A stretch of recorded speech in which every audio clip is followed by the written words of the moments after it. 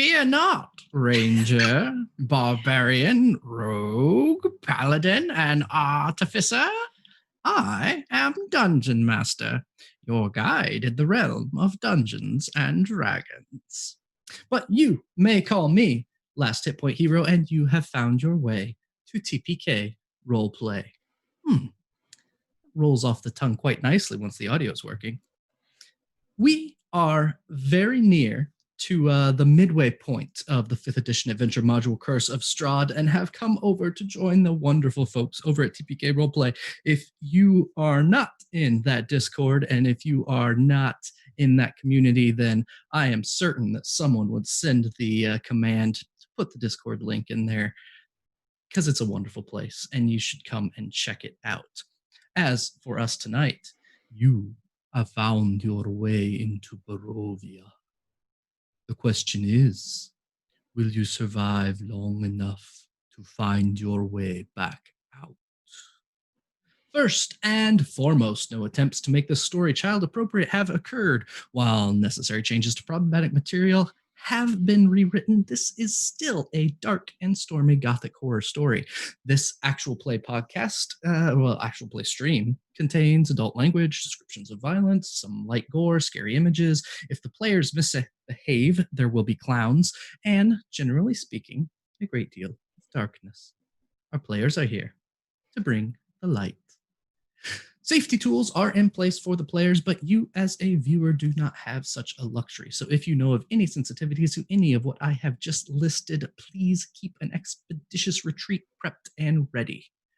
Barring that ready to action trigger, kick back, relax, keep all heads, hands, paws, and claws inside the stream at all times. Slap that follow button to join Strahd's growing horde, and above all else, be good. That's the rule. Be good. Item ni. Tonight is our very first night with TPK Roleplay, and we are absolutely thrilled to be a part of this fabulous channel. That means that there are 11 back episodes of these wonderful players' antics to catch up on, and we have a playlist all set up that Kohlrabi put together so that you can work your way through those if you would like. We have had an absolute blast getting into the darkness of Barovia. We'll get an absolutely wonderful summary of our adventures so far from Nif at the end of our introductions. But until then, yeah, that's a good thing to look for. Third mostedly, we aren't always dressed this way, but we promised on either side of Halloween we would be in character, so here we are. It's now time for you to meet an amazing group of players, all of whom I love and appreciate so very much. Everyone here will say hello, introduce themselves and their character, make sure you get a little bit of a description in to help out as we're new to so many here. Plug other shows, projects you participate in, games you play, and the question of the night, which no one asked about. Who do you think would win in a fight? One 50-foot tall werewolf in a bikini, or 50 1-foot tall werewolves in, or 50 1-foot tall vampires in tuxedos? That's a question for the night. But you're here to learn who the players are. In your upper left, over the horizon rides the sun in their chariot, and in their arms bears a blessing for us all, a blessing we know as Nif. That's so precious and really bold of you to assume I am a blessing. But anyways, just to get it out of the way, because I'm very confused by the prompt and I'm just not going to let myself get distracted, I think the tiny vampires would win, just because there's a lot of them, and just, yeah. And because, maybe Strahd will like me better if I say that. Anyways, so I am Nif. You can find me at Not Quite Heroes podcast. We are a system agnostic, aka like we're just giving everything a shot. System of podcasts that we get to play a lot of games with a lot of people. It's really fun. And I'm playing Bright, the Fire Genasi sort of tiefling artificer. She was raised by tieflings, and so she thinks that she is one because she's never met another genasi. So she braids her hair into horns and fills them with trinkets like I have done here. And it's just the best. What else do I say? I think I'm done, right? What do you Can I look be done? like? I think that's Like, everything. what do you wear and that kind of stuff? This just I've done a very good job of making me look like what I think my character looks like. So she's got cool eye makeup around her eyes. I don't have contacts for my eyes because I'm not going to shove anything in my eyes, but they're all black and stuff. And her hair is on fire, and her hair is filled with little trinkets and stuff. They're very cool. Sounds absolutely wonderful. Now, usually in the upper middle, we have Noir Enigma with us, but unfortunately, he is out taking just a little time to himself this evening, as is very important to do. So we will see him in a couple weeks. Working further across the top, in the upper right corner of your screen, their fires burn within, fueling a strength unchallenged, a grin unmatched, a resolve unbreakable, flames made manifest as Corndogg McGraw. Hi everyone, it's me. I'm Corndogg McGraw. I am playing Ficus Fig, the halfling rogue, who just dabbled a little bit in fighter too because she's ready to throw down at this point. She's Love a getting really sick multi-class. of Strahd, so she's ready to just, be as vicious as she can be, while also being just a beacon of sunshine. She misses home, but is enjoying meeting new people. You can find me at Corndogg McGraw on basically anything on the internet, or Coach Corndogg if you're into fitness on the Instagrams. Also, a lot of pictures of dogs because it's 2020 and the world needs more cute things. But yeah, this is where I hang out most of the time. Wonderful, wonderful, wonderful. Thanks Just for the cheer, below- Cole Robbie. Yeah, thank you. Just below Corndogg. Around them, or no, yes, below Corndogg. Good. I'm still getting used to the new overlay, even though I put us. We're all in the same order. It's still. Around them spins a world ever changing, full of creatures ever adapting, and life growing more beautiful beneath their gaze. One such beauty is 1 in 20 D&D. Hello, everyone. Once again, thank you for your patience. I very much appreciate it. I am Gregory. You can find me online at 1 in 20 D&D, and I am thrilled to be playing Leaf in the Sunlight of Summer. Leaf is a tabaxi, as you may have noticed from the ears and the makeup. He is gray furred, and he is dressed as a ranger. That is to say, he has a dark green cloak on, leather armor, sporting a bow, a short sword, and a hand axe. His fur is kind of mottled. It's a little bit gray, a little bit black, and even though his cloak looks to be nearly brand new, he has done some of the same with his cloak. So he's taken some charcoal from the fire and put these markings into his cloak to give it a mottled look, to give him a little extra ability as when he is hiding and being stealthy, that sort of thing.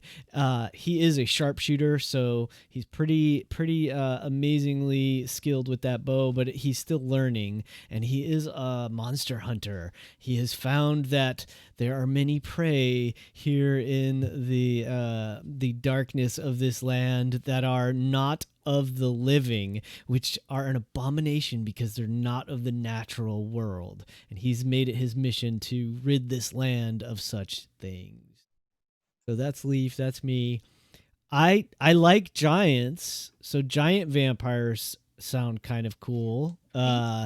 But man, strength in numbers, that's a hard one to call. I'll go with the giant vampire. Sounds good. Last but not least, revealing all their light falls upon, guiding those who trust in their glow, illuming hope while we fear the dark unknown, protected by their champion, Robotic Gentleman.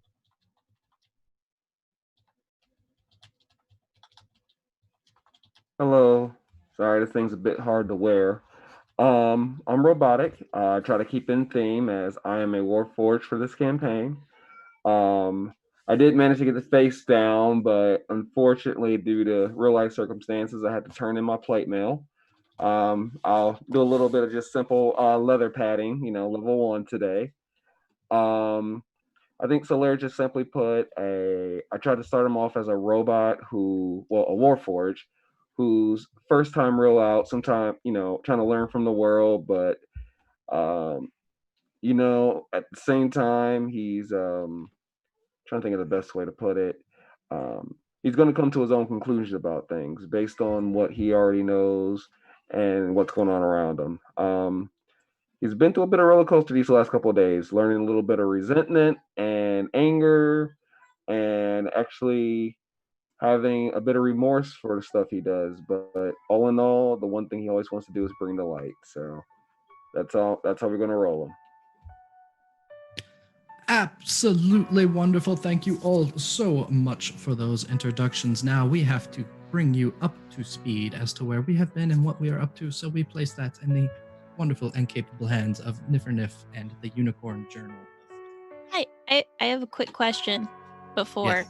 because I was maybe sort of still writing the recap. Did Corndogg mention the most important part of her outfit, which is the loot boot? You should do that, and then you should answer your question. Oh yeah.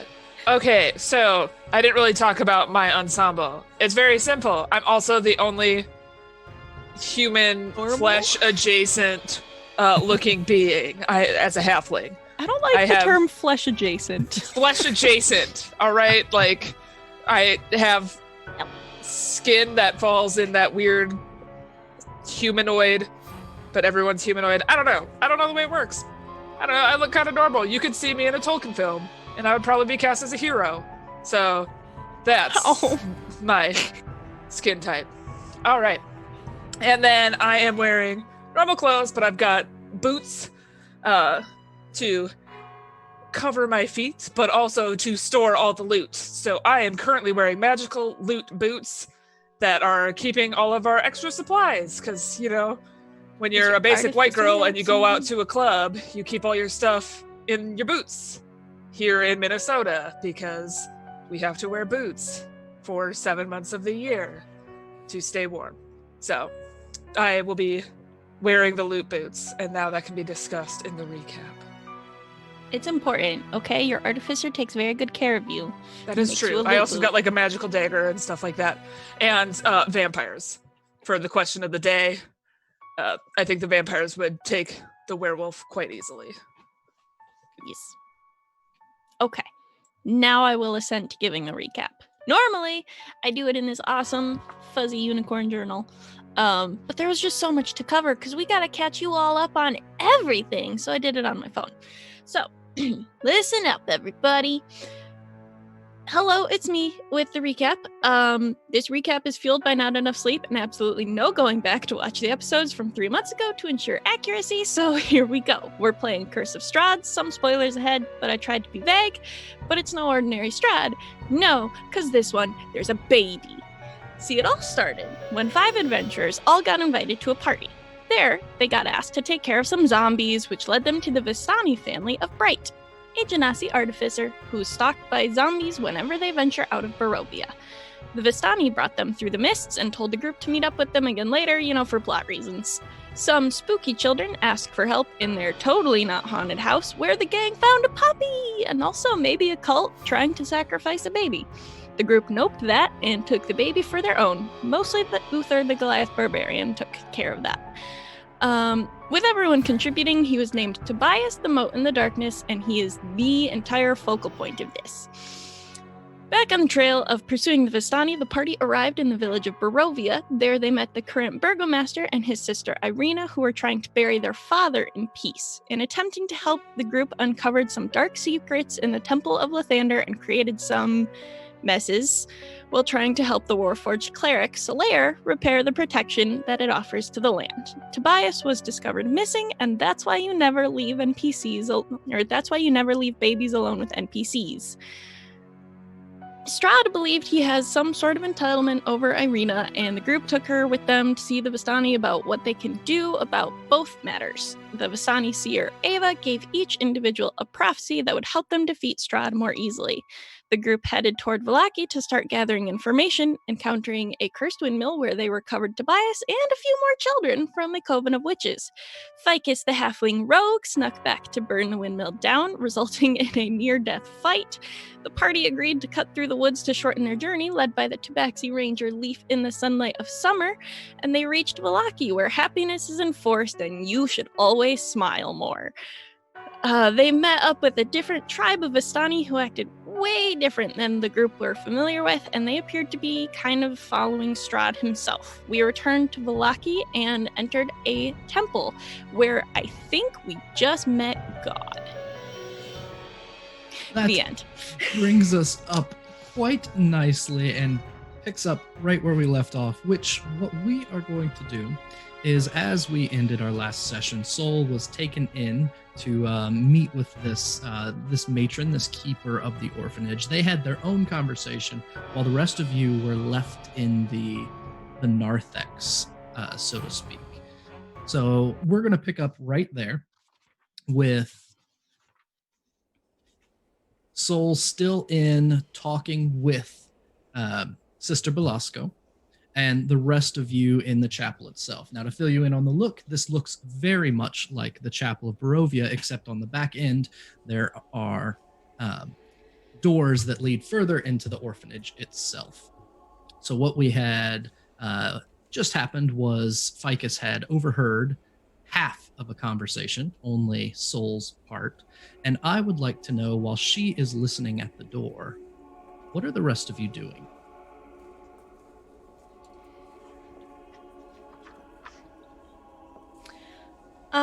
I have the two boys that we kept, Sebastian and Joey. So I'm just making sure they're okay. Hey, Bright. Why do you think they broke that? Points over to the glass case with glass sitting all over. What is the glass case behind? So where the altar was, it was like a prominent case of some kind. Is this like maybe where like a certain relic was kept or something, maybe? It could be. Okay. You've not had much reason to go into the chapels, even as a Vistani. You just wouldn't visit the chapels in these towns often.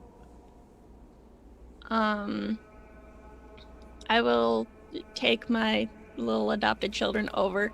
I have mending still, so I'm probably just going to try and put the pieces back together. I don't know if I can actually do that. I want to try and just kind of explain to them, well, this was probably where they kept something that was very important to them, but it appears to be missing right now. Oh. Okay. Hey, that's neat. You're fixing it. Yeah. And then I like go into probably a not age appropriate talk of like, this is how magic works, because I want to teach them, but also I think they're like 5 or 6, and I'm just like, yeah, here's complicated magical theory. But like she would involve them and like she would teach them, because that's what her family is used to. So sounds good. And then Leaf, I believe you were wandering around outside in the rose garden. Now you're quiet. Correct, I was saying. Leaf took some time to I didn't want to interrupt that amazing recap that Nif gave us, and I forgot. So I was Leaf so went tempted out, to do that in one breath. right? That would've So been tempted. amazing. And I believe you could do it. You've got some mad skills. So yeah, so Leaf was outside. He this is the first bit of like real, let's call it beauty maybe, that he's seen here, but you know, beauty in the sense of natural beauty in the like the living environment. So he was taking some time to kind of commune with the plants, if you will, and enjoy them. maybe bless his weapons and so forth like he does, and give thanks and all that kind of thing in his way, honoring nature. So he's probably outside still. So as you're kind of wandering around outside, right at the entrance of this orphanage is this prominent rose garden, just these beautiful roses. And again, just to remind you, there's this point along there where the roses begin to die as you walk away from the temple, and to be more brilliant as you get closer. So there's this feeling as you wander, as you go back and forth, you can feel the calmness as you get near, and you can feel that fading as you walk further away. Back to Soul. Now, Soul, you have had this conversation with this angelic being. Her wing was broken and injured. She had obvious injuries that were very, very old, but had only partially healed. And as she finishes this task that she's given you to retrieve these relics that were stolen, she's going to reach out a hand and she will say, Soul, your weapon?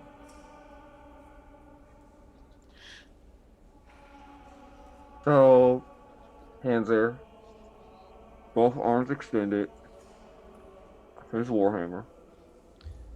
She will gently raise it and say, this task will require much of you. The weapon is a tool, and all tools can be made with greater purpose, greater power. This glow emanates from her hands, and it passes into the shaft of your warhammer and travels up to the head, where the head of your warhammer takes on this gleam. It's like a silvered gleam that reflects the light. Not much of an inner glow to produce light, just enough to know that something is more about this now. It says, Soul of Lathander, you are a light in a dark place. I'm trusting you to share that light, and will gently hand the warhammer back to you. So, bows deep. Staring at this weapon. Thank you. I don't know what to do, but I will let the light guide me. And I will do what I can to not only keep this place, but the rest of this land of the darkness. And as you watch, her form begins to shift back. She says, while you're a special place, in a special place, it's important to keep special knowledge a secret. I've remained hidden here for centuries. I'm trusting you because we share the touch of the divine Lathander. Do not tell the others. Of course. Oops. She starts to open the door. Ficus, you have a moment where you know the door is about to open. And I'm fine because I remember you rolling amazingly on that check. You also heard a voice kind of come into being. Do not tell the others. If I heard do not tell the others, she's definitely not going to stand there strong. She's just going to lean against the wall, try to look very coy. Oh, I was just leaning here, so casual. Is the MO that she's going to try to give off. As the sister steps out, back in her hair in a bun with the gray streak, the look of a 50-something kind woman, she will look to you all and say, I thank you for being here. Thank you for coming to this place, for bringing a good friend, my brother, Soul. I have spoken with Soul, and unfortunately something was stolen from the orphanage last night. She gestures toward the case that, by this point, Bright is probably putting the last piece of glass back where it should be, and it's seamlessly mending back together. Case got broken. Oh.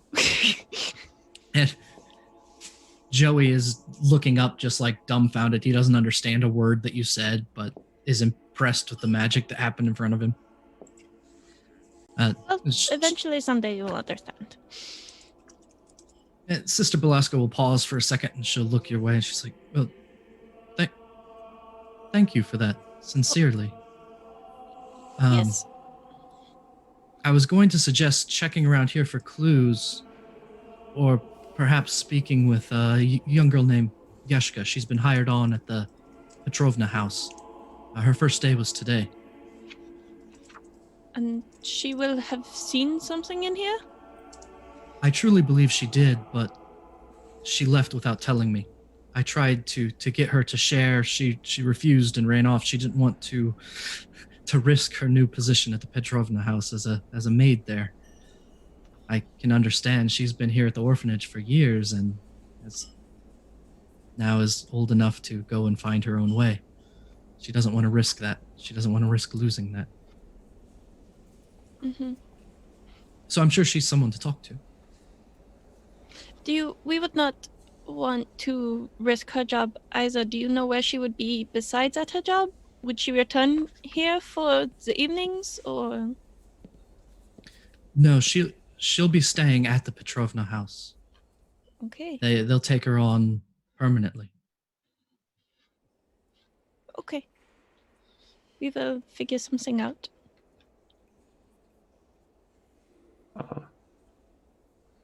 I would say we all get ready to go as we get to leave. Soul's going to profusely bow, thanking her again. Excitedly grab his warhammer, put it back in his hip, and walk out. If a robot looks like it smiles, a Warforged is smiling today. Thank you, brother. That's quite enough. Quite enough.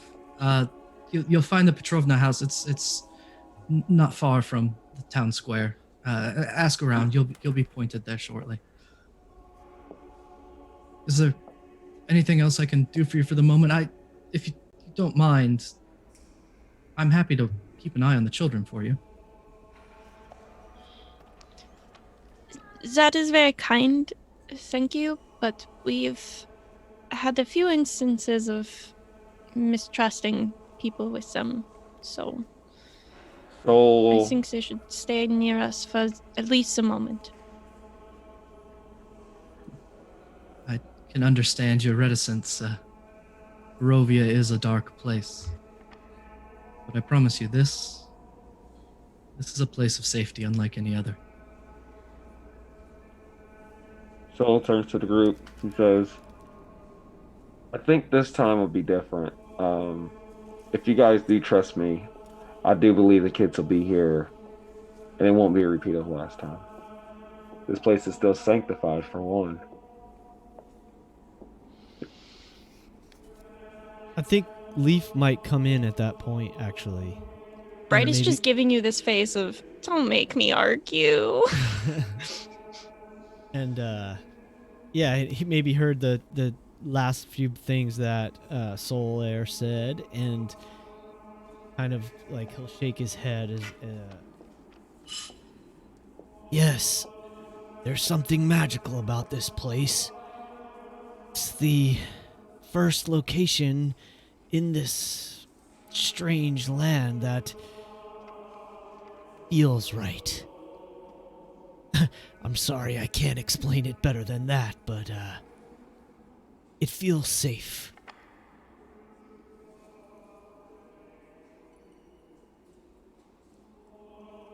Uther will be looking at the group of you and say, I'm not leaving the boy.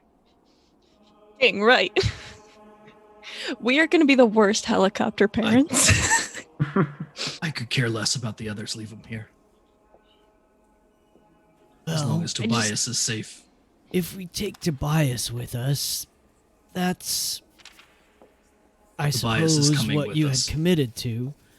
I think perhaps the other children, maybe they can stay here and we can check I just on have my them. hands on shoulders and I'm just now glaring. I'm just like, We just fought hags.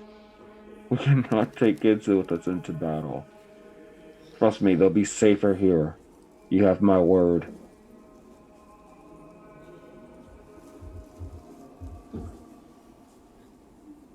I'm with Solaire on this.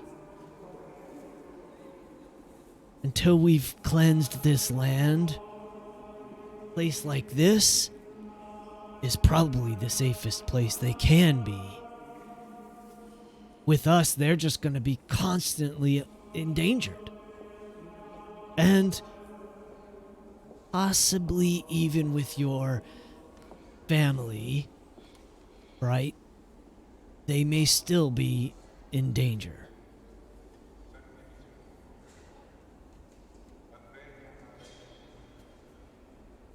I would also like to bring up that Irina's still here, and she definitely gave away kids before, and I'm pretty confident that she would do it again if given the opportunity. No offense, Irina. It's Irina just will look over to you. I cannot stay in character like this. This is unacceptable. You did it, Irina. You did it. I have told you time and again. I was charmed. I was compelled. Yep, and you could be charmed or compelled again. Like, it could happen to any of us. It just, you happen to be the current example. I'm Exactly. I think what Ficus Fig is saying is that no fault of yours, however, it did happen. And it is something that we need to be aware of. We can probably continue to protect Tobias. But this many children, there's just not enough of us. Sister Belasco will look up and say, "There is one thing I can assure you. The Dark Lord holds no sway on these grounds, not while I stand here. Not while the sanctity holds. This isn't like other places in Barovia. Sure, there are candles glowing in a dark room. But here the fire burns warm. The meals are made with love. They will be safe here." Out of character, is this a "we're not leaving until I let the kids go" moment? Because You have if that's what it has to be, and you're telling me I have to leave the kids, fine. But Bright's not going to, if given a choice. Like, that's just she does not trust anybody. That's what I mean. I'm just waiting for Bright's, because Bright's kind of been Bright has said her piece, and Okay. she has just decided to shut down. So if people are going to keep convincing until I need to actually leave for the story to progress, then That's fine. But if she wouldn't actually, unless metagame, she has to. Which I will for metagame, but in character, she will not let the kids go. What's the alternative, Bright? We have the horses. We've been carrying an actual baby around. These two are more than capable of standing and walking and moving around on their own. I don't understand why you have such a problem. I was defending myself at this age. Every child in Barovia has to.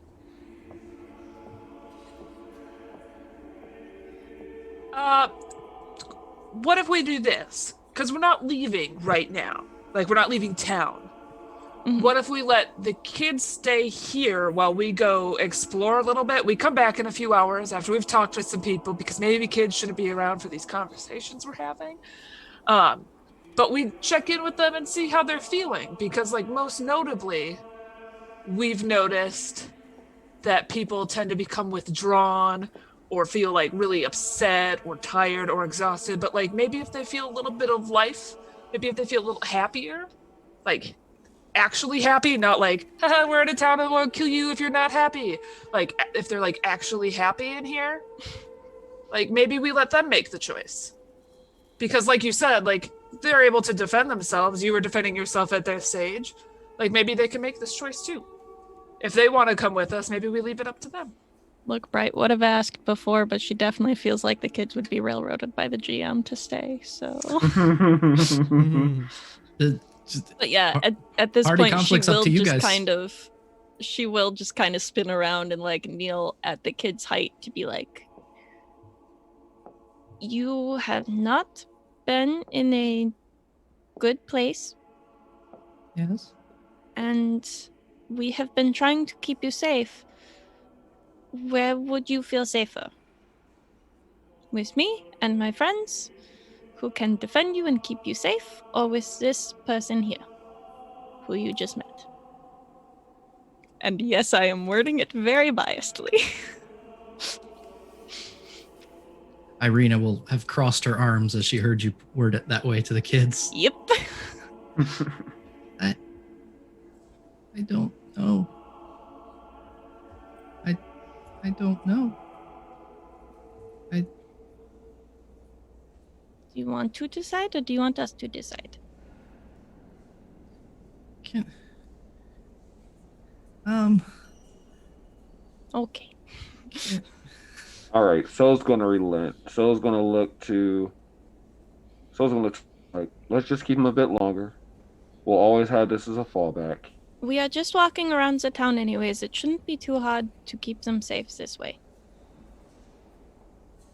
They can't get in much danger, right? And I just kind of pointedly look at Uther, who tends to be getting us in the most trouble.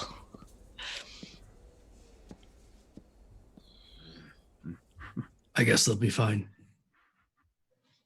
And I stand up and like fluff my skirts, and I'm like, okay, then the Petrovna house is this way, yes? Irina will kind of look at the group. He's like, yeah, I'm gonna stick close. I don't know what we're gonna find. Well, let's see if we can find our way. So you guys leave St. Andral's orphanage with the two kids in tow, and Tobias and Irina, and make your way out into the village of Vallaki. Vallaki itself is exactly how you remember. It's a dark and dirty place in a lot of ways, but they're trying to bring a little bit of something to it. There's old decorations that have degraded. There are signs all over the place that are trying to encourage you to stay positive and smile and be happy. And just this general sense of, it's bad out, but just keep smiling and that'll make it better. The sun will come out tomorrow. The theme song of the village of Vallaki. They just have carnival speakers playing that on loop. As you walk through the town, you occasionally will pass people, and anytime you pass one of the villagers, they'll kind of look your way and just go, before looking away and continuing on. Just those forced grins, never the tight-lipped head nod, always a forced grin. You make your way back toward the Blue Water Inn, and after asking for some directions, are pointed to the Petrovna house itself. And it doesn't take you long to find it. It's not a difficult house to find. A kind villager here took you directly to the front door. And as you approach, the house itself seems disgusted with itself. A slouching roof hangs heavy over furrowed gables. Moss-covered walls sag and bulge, and it just generally seems as though the place it's been around for a while, not been well taken care of. Seems almost sullen. You could swear you almost hear it groan. And I'll put some light on that in a second. While you're walking that way, you recall why the name Petrovna seemed so familiar. Although the outer look of the home is quite different, the aura of the place is reminiscent of a riverside getaway you visited very early in your exploration of Barovia. Something about this place reminds you of Death House. I just read that this morning too. I actually remember notes, y'all. And I think that gave you guys vision. If not, let me know. Negative. Still I black. see all of our tokens, but I don't see anything from them. Well, we're just gonna do this. I see my token. Also, you know what I missed in the Hey. recap? I have a robot dog, y'all. Oh yeah, I and we have an actual dog too. We have an actual dog and we have a robot dog. We are like the biggest, weirdest found family ever. So many pets, so many children. That dog has not shown up in like 5 sessions. There's not much for Are Lancelot you to talking do. Merlin or He just Lancelot? follows around. Lancelot's just chilling. All pets and children have plot armor, everyone. It's fine. Yep. So you approach the house. You see it engraved in worn stone above the eaves of the door itself. The name, Petrovna. Before we approach, like, Mhm. I'm gonna pull back and be like, so remember how the sister said they didn't want to put her job at risk by making a lot of to-do at the Petrovna house? Isn't that what we are doing right now? Like, look at us. We are all just strangers approaching. Should maybe only one of us perhaps go up and speak with her? Who said You know? this now? The sister Sister Belasco. had said something about, like, you know, oh, we didn't want to put her job at risk by prying or whatever. What if we just talk to everybody? I mean, that would be in character for us, yes. Mainly because I personally do not know, like above table, I don't know if are any of us good at charisma Yes. today. Oh, okay. Okay, we have one. We have our robots. Our baby robot will go around talking to everybody. How old are you? 2 now? 2.5? You're like 2 weeks. Well, like, but he was like, he exists as a warforged before then. Right. I grew up in the church. Yep. Congrats, we have a very charismatic toddler. Well, you stay with the kids, Mm-hmm. and I'm going in. Anybody coming with me? Wait, we took the kids with us? Yep. I Yes. took the boys, and we have Tobias and 2 dogs. We And are Irina a is- nightmare. Irina's huddled over there with like we Lancelot have at one Irina. leg, and she's standing next to the other 2 kids. There are like just, 10 of us off to the approaching this side. house. There's a good sized group approaching the house. Yep. Subtlety. Mwah. There's 6 adults. There are 3 children. There are 2 dogs. We're not making a big to-do about this, everyone. It's not No. a big to-do. Um, It's just how we travel now.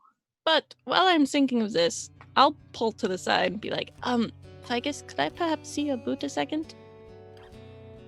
And I just like, Like I just, like- like kind just- of just hold I out have your it foot. on. Yep, I just have it hold out on. your foot. And I'm just gonna reach in and just like dig around and pull out my conspiracy notebook that I have kept in there.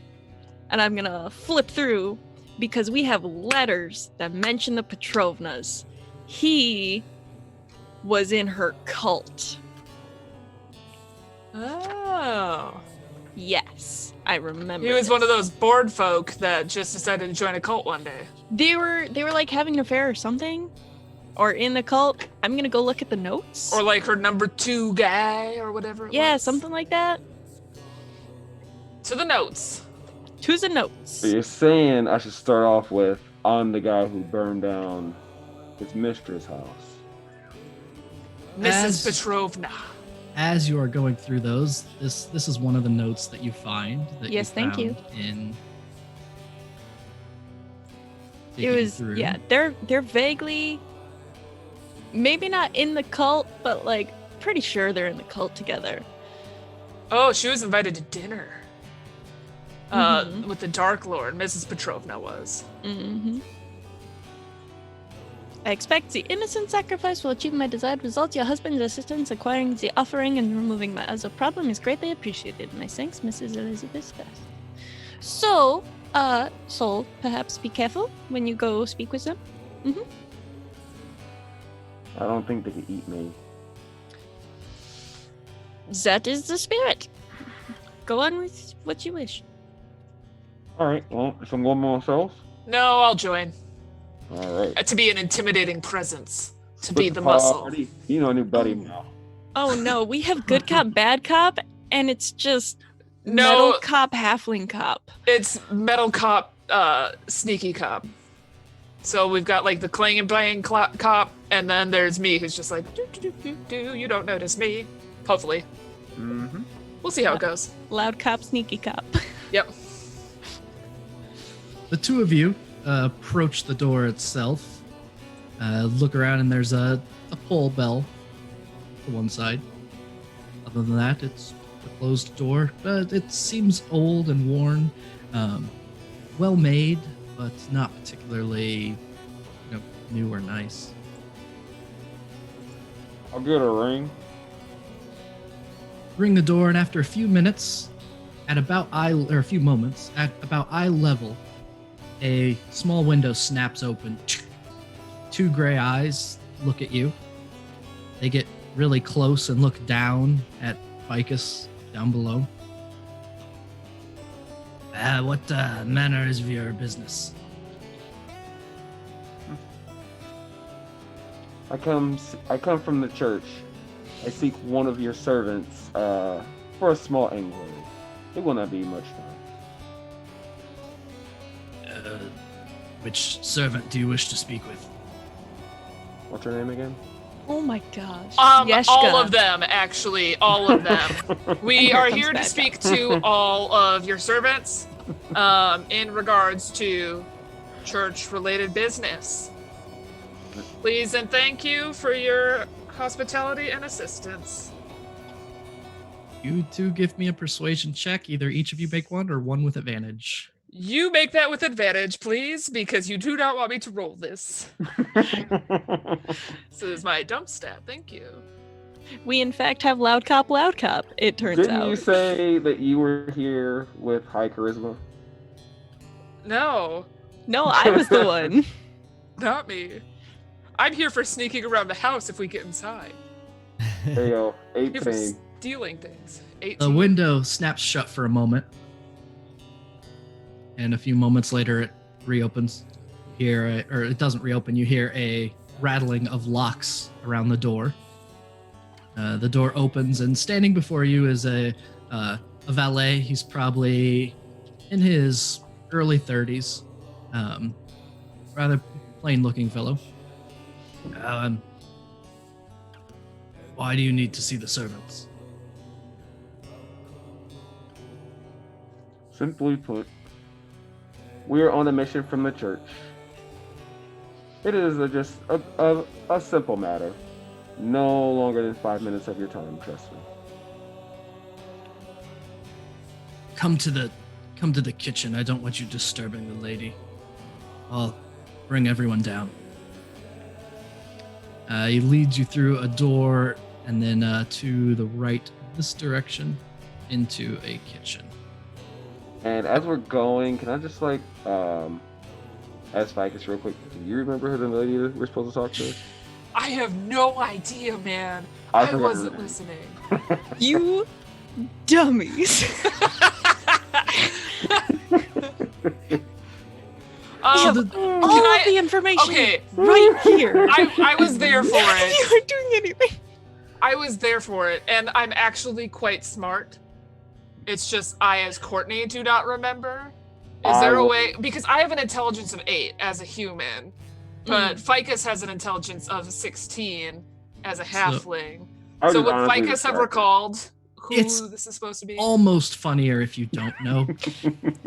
You got yourself into this mess, you two. So- You're gonna get yourselves out.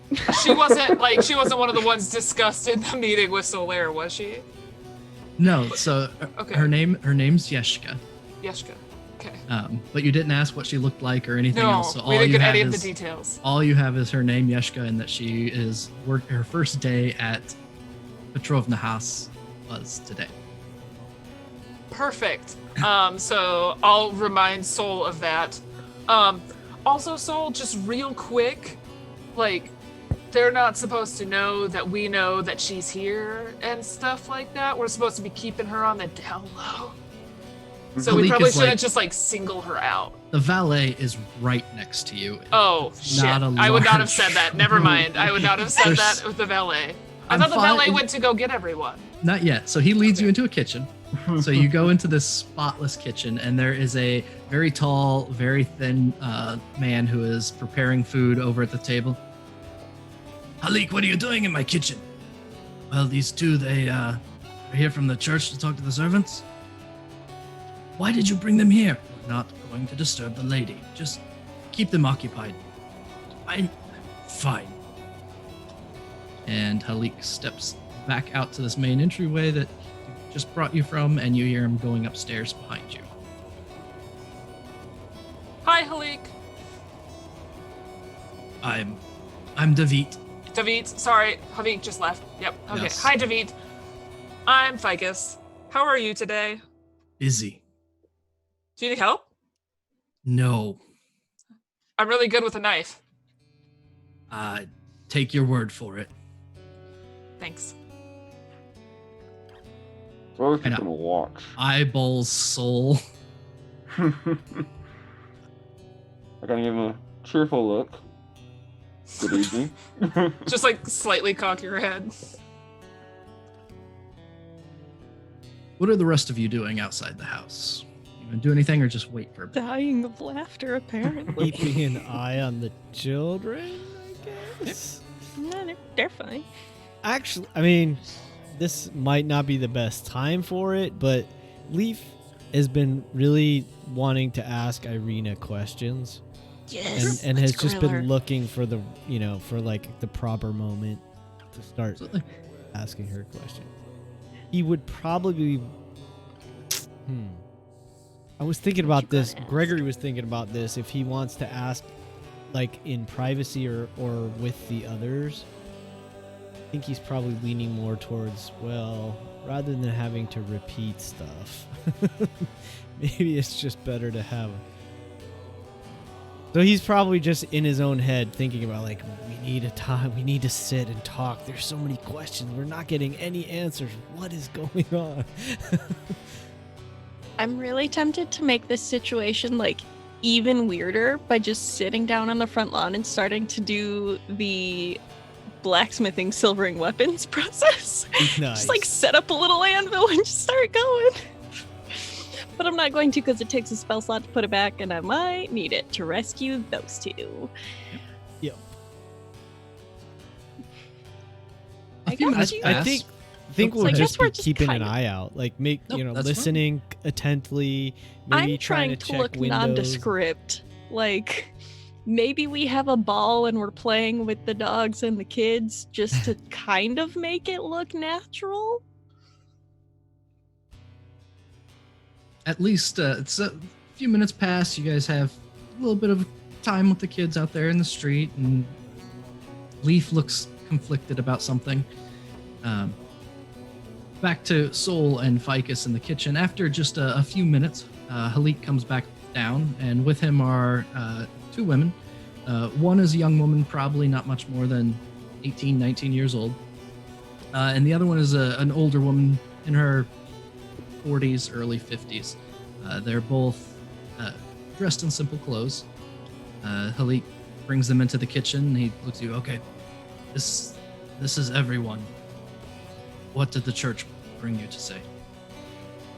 Well, I'll try to look a bit authoritative. I'm here for an investigation on behalf of the church. If you would do me a small favor, I would like to speak to each of these women in private. Only a simple moment of time, just a few questions. If it makes you feel any more comfortable, we already spoke to David, and we got everything we needed from David. What? Thank you for letting us borrow David for that brief time, too. I am going to reach into my boot and pull out a notebook and pretend that I will scribe our conversations. Halik just kind of looks at you incredulously. I need to get this done with. We're going to have to be dealing with dinner soon. Whatever, fine. Amalthea, take them to the storage. And the older maid's like, why did you even bring me down here? Come with me. Opens a door behind her and escorts you toward a storage room just next to her. What? So what was her name again? I'm sorry. But it was a. Her name is Almathea. Amathea, not who we're Okay. looking for. So, but we should probably just ask her questions just to keep. Yeah, we're gonna get that real quick. Have you heard the good word about our Lord today? Oh my gosh. What? We're missionaries! Oh my Yeah. gosh, yay! Sorry, that was above the table. I was really hoping and also hoping you would not just walk in being like, would you like to hear the good news about our Lord and Savior, Lathander? She takes a step back. She goes, you just said you were here investigating something. What are you? Yes, we are investigating the faith of the people in this land. It's just brief. We just wanted to know, have you considered the light of Lathander? Halik! And she walks toward the storage door and opens the door. Halik, they are proselytizing. Why did you let them in here? What? While she's yelling with Halik, I'm going to just scribble down a note real quick and then tear it out of my notebook and put my. And I'm gonna look at you. I'm gonna say, I'm gonna run distraction. Get the girl. And then I'm gonna walk in and be loud and pronouncing, just saying, "Dear sir, we are just doing a simple survey. It is very important, but most people, out of fear of public scrutiny, do not want to talk about their faith publicly. So we just want to ask a few questions and get to know the lay of the land, from the simplest servant to the lords of the land." But While he's like doing this distraction, I'm just going to like be like, yes, and just like shake the hand of everyone in the room. And as I go to shake the hand of the woman that we came here for, I can't remember her name already. Yeshka. Yeshka. I'm going to shake her hand and just slide the note in there and give her a very knowing look, and then continue to back to David and be like, I told you I could have helped, and then continue my way around the circle. mhm. All right. So I'm going to need a persuasion check with disadvantage from Soul, and I'll need a stealth check from Ficus with advantage. Do it right. Yeah, 28. 18. You don't know. 11 disadvantage. Persuasion Oh, with okay, never mind. disadvantage. Wait, I have. Do I have one? No, don't have inspiration. Never mind. I've been milking my last one. I have just the D20 sitting here on my desk, and I'm like, you're gonna need this. Ficus is confident that she has passed off a note unnoticed, and Halik looks at Soul and said, "You need to get out of here. This is ridiculous. I've made a huge mistake. Just get out." And he points toward the door. Well, I do thank you for giving me the chance, sir. And I hope maybe sometime when you are free, you think about. Get out. By Jehovah's Warforged.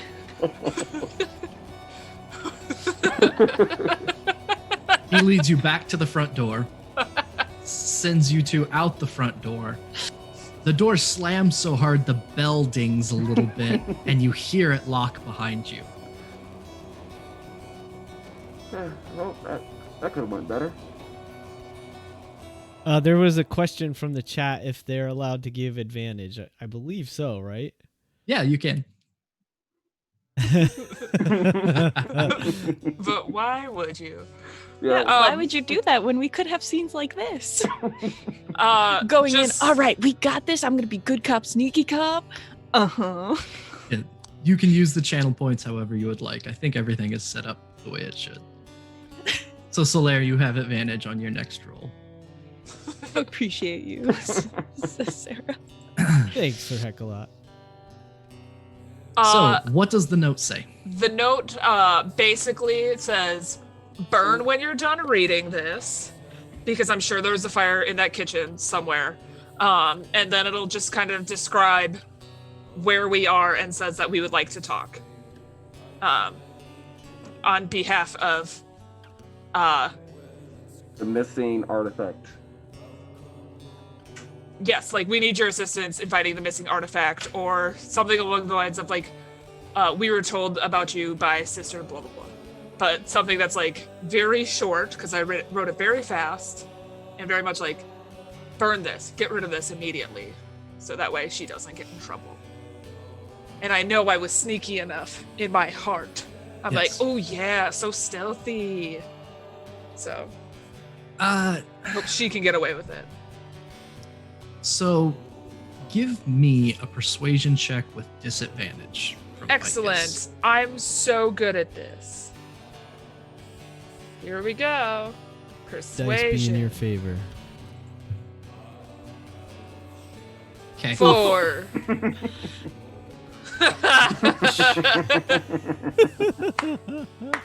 Oh, should I use it, you guys? Should I use Rest- my last one? Yes. Do it. Okay, I'll Re-roll do that. it. I'm gonna re-roll it. It's not gonna be any better. Just you watch. I I'm gonna get a mean- natural one. Hey, 14 is Okay. okay. Or Okay. well, no, because So- it's with disadvantage still, isn't it? Or no? So it'll be the 13. No, just one extra 13. roll. Okay. Yep. So it's just one extra roll. So Okay. the 13 is what you're getting. You re-rolled that 4. Or Okay. what? Yes, the 4. Well, she had a disadvantage first, right? So that would be Yes. the 4 and the 13. And then she's re-rolling. Okay. Yeah, we'll take the Eight 14. forward. 14's fine. 14 or 13, whichever one. Either way, Counts. it's meh. It's meh. Eh. Meh is better than ugh. Ugh. You guys reconvene out in the street of Valaki, and about that time, a pair of the face-painted guards come by.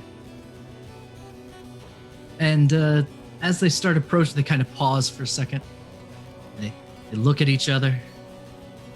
You can see there's hand motions. And one of these guards with the white grease paint and the diamonds over their eyes and red lips painted in a giant smile come up to the group of you and huddle around where Irina and the 2 kids are, and he puts his hands up, Oh no, not a freaking mime. reaches behind one of the kids' ears, and pulls out a copper piece. Wow, so And amazing. Joey's like, "Wow, how did you do that? That was magical! I've never seen anything that cool before. I literally fixed a glass cabinet in front of him like 10 Can I- minutes ago. Can I have it?" The guard's like, hands him the piece. You see the guards kind of scan over the group of you. Uther gives a grunt. Allow me to tell you a joke, would you? Oh no. One day I lay awake at night, wondering where the sun had gone. And then it dawned on me. 2 look at each other. You will be a great addition to Valaki. I hope you stay long, guests. We'll continue to keep an eye on you. And the 2 guards walk away. Leaf turns towards the others and goes, Ficus is like "Sorry, I just massaging out her wanted face. them to leave us alone." No, excellent work. Like massaging out the smile that was just on her face that really hurt. Irina looks at you all. Why is everyone so weird in this place? Are you talking Talking about us? Barovia? Valaki, I was never allowed to be here. My father wouldn't let me leave Barovia. This isn't healthy. It is most certainly not. You're just pretending it's all okay. You can't pretend it's all okay when it's not. Because it's, and she like starts to break down, crying. It's not okay. I'm This- gonna kind of sidle up to her and like put my arm around her, but like in a way that I'm blocking the tears from the guards that might still be noticing. Just then let her cry it out. She curls a head into your shoulder and cries it out. So what's the plan? What time of day is it? It's the afternoon, probably about 3:00. Did we have lunch already? We ate. We took like. You had breakfast at the Blue Water Inn. Well, so how did it go? We found her. Good. What did she say? We didn't get that far. We kind of were asked to leave after we started, asking them about their faith and stuff. Mm-hmm. Okay. They're not especially inviting. Like, we No, I weren't can allowed to, imagine. go into most of the house. They didn't want the lady to see us. Like, apparently that would have been an issue. Yes. But I communicated. I gave her a note that let her know what we look like and that we would like to talk with her. It was very fast. As you know, we were only there for about 84 seconds. We had to think on our feet, so best we could do. I didn't hear what you said. I said we had to think on our feet. It was the best we could do. Am I muted? No, Feel free I to can hear take the mask off. It's kind of muting you.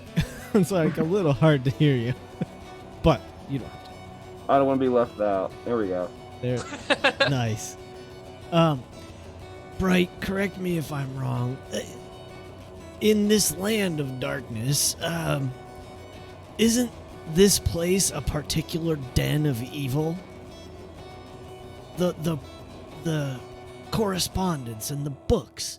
Didn't that demonic book come from here? I have the book out still, and it's got the notes, not taped, but stuck in the pages and stuff, so I just flip through it again and I pull it out, and it's like, well, all the letters that we got from the house say basically yes. I think so. That they are having ceremonies and rituals, and I'm like, I have thrown the ball to the dog, and the dogs are playing with the children now, so that they're not just dealing with this. So they're playing out of frame. It's fine. So yes, we have this letter about Mrs. Petrovna. So I guess if you two did not go well, perhaps we could use this as a connection, perhaps. I don't know. Maybe we claim to know her or have some information that she wants, so we could get into Lady the of the house. I don't know. Sure. Because I feel like I don't want to be the reason why a servant gets sacrificed or something like that. That feels I agree. not good. But I mean, you could try that. Maybe since we have so many members of our group who have not approached the door, maybe we send 2 other people to go this time. Oh, great. I'm so glad we have so many chances.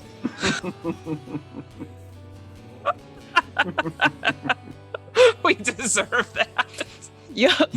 Look, Bright has gotten so sassy.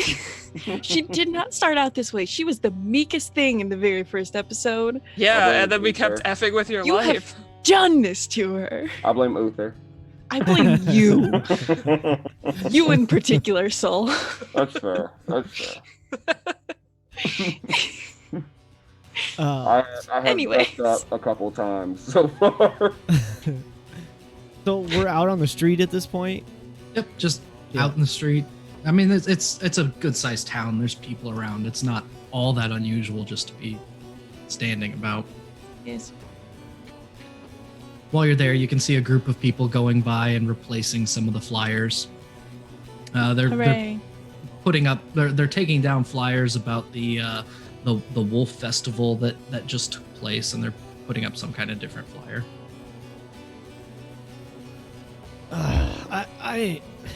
I'm with Irina, strangely enough. This place is very bizarre. I feel like we need to come up with a plan. What are we doing? What's our next step?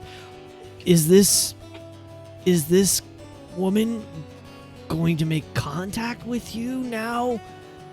Or after her shift? Or if you didn't get the information you needed or have the conversation you required, what's next?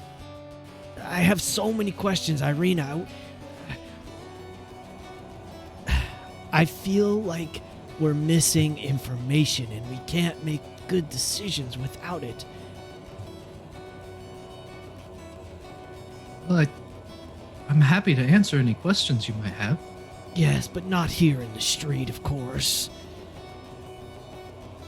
Time is it again? 3 in the afternoon. How about we get it in for the night? It'd be nice to actually stay inside a building for a change. We could figure out something in the morning.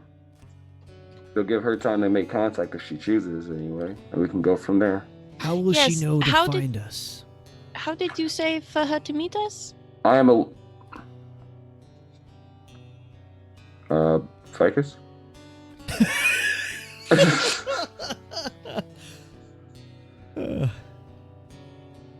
I just kind of told her what we looked like. I mean, I am the only Warforged probably in town. Yes, and we Okay. have kids and dogs and, like, Enough you're to literally see on and- The fire. miniature you resents that. Did she Second have of all, Did she I'm have just some... gonna cast invisibility on myself and go walk behind the house to the servants' quarters. I'm done with this. So Bright disappears. Wait, Can I see her It's tracks red. as she's walking away? Make a perception check. I'm just gonna stand there for a second and let them freak out and be like, "It is fine. Just Nope. act normal. All right." Dog. that is an amazing skill. I yelled, "Where did she go?" So Well, you know what? You're gonna start cleaning up your own messes. I'm just gonna walk away. Sure. And I'm gonna try and walk around to like the back of the house where the servants' quarters would be, and try be and careful, find, like, Bright. windows. Okay. So where do you want to? There's a number of windows on the ground floor. You're welcome to circle the Mhm. building and check them one at a time if you like. Or Yeah, I would love to.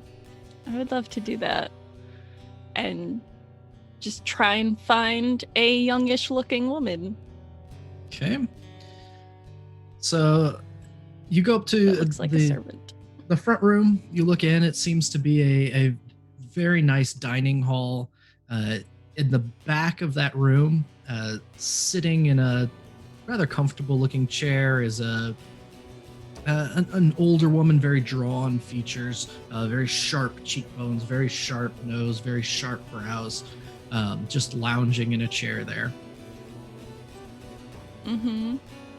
You make your way around, look in here, and there's just an oddly nondescript fellow, wearing a white head wrap around his head, fine clothes, and he's poking at the fire with a stick and kind of chuckling to himself with a glass of wine in one hand.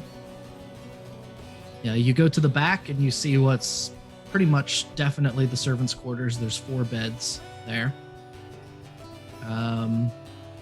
And as you circle back around, you can see in, and you can see there's a kitchen with a tall, thin figure is preparing food of some kind. And that's the only person you see in that room. So I haven't seen anyone that looks like. Not on the first floor, no. Is there a way to enter in the house? So you passed by 3 doors. There was the front entrance that Ficus and Sol were politely booted out from. There was a back door with a small porch, and then there was a kind of a cellar door, looks like a root cellar door of some kind. I want to check the back door. It is locked. Beans. Only. You need someone who could get into doors.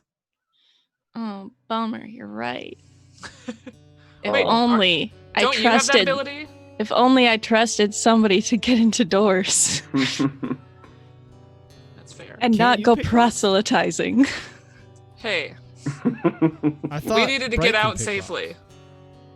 I do have proficiency in thieves' tools. Yeah. Aw, thanks. Thanks, Do Mama it. Rogue. I don't want to be this dumb.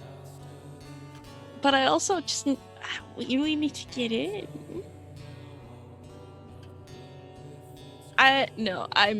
Bright is not that reckless. She's just gonna peek at the kitchen window a little bit more and see if that helps. And then... Yeah. Just stay over here and wait for, like, just watch the, like, routine, I guess. Like, are they getting ready for a meal that they would be kind of in and out a lot? You watch for a while. How long does invisibility last? I think An hour. Hour. So you stand there watching for, I mean, Like a few minutes. okay, Just to get the routine. 3-4 minutes pass by and no one else has come through the kitchen in that time. I'm looking at all my other magic. How long should we give her?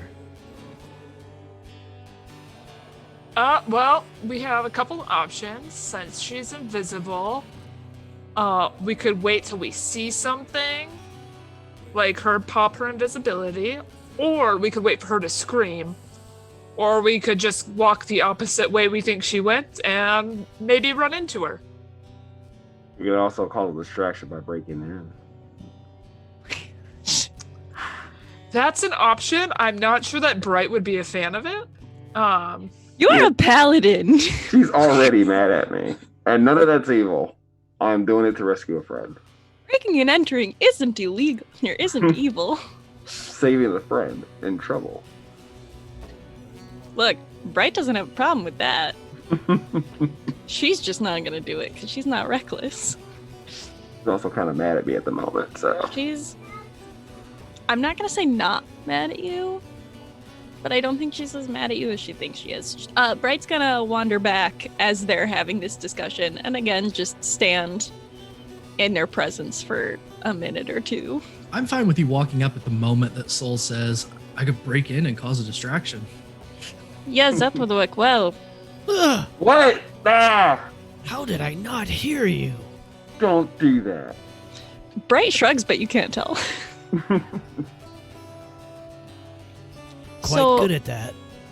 I did not see anyone that appears to be Yashka inside.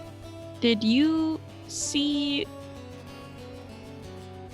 where she was heading and where her routines would be, what her duties seemed to be in the household? It definitely wasn't the kitchen.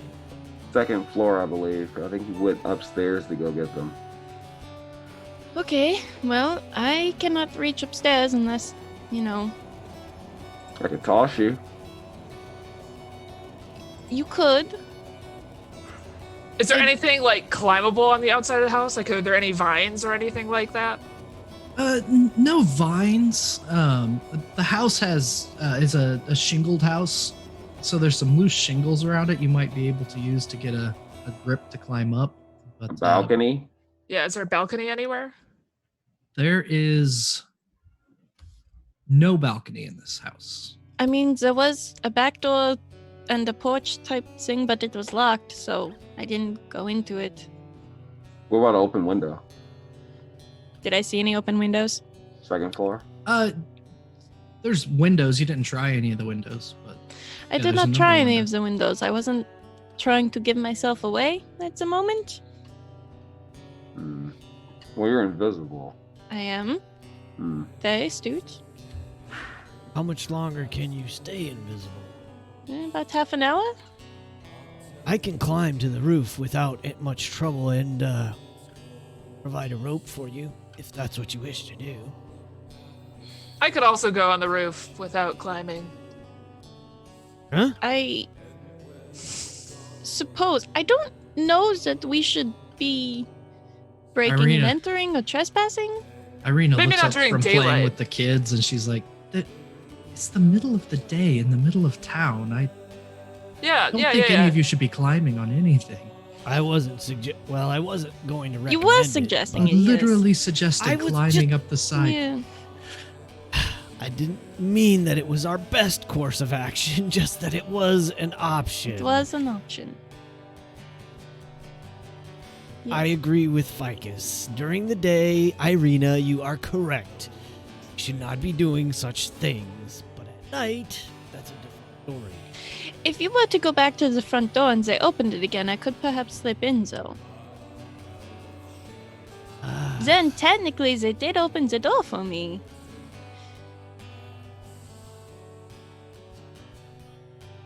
This sounds like a very foolish plan that I would gladly contribute to. I mean, okay, What is the let's... purpose of going What does- inside? Because perhaps we can just get Yeshka to come speak with us when she is free, rather than relying on past notes that may or may not actually I'm state so where mad. we are. I forgot that I have message. I'm such a Ow! bad D&D'er. I don't like this game.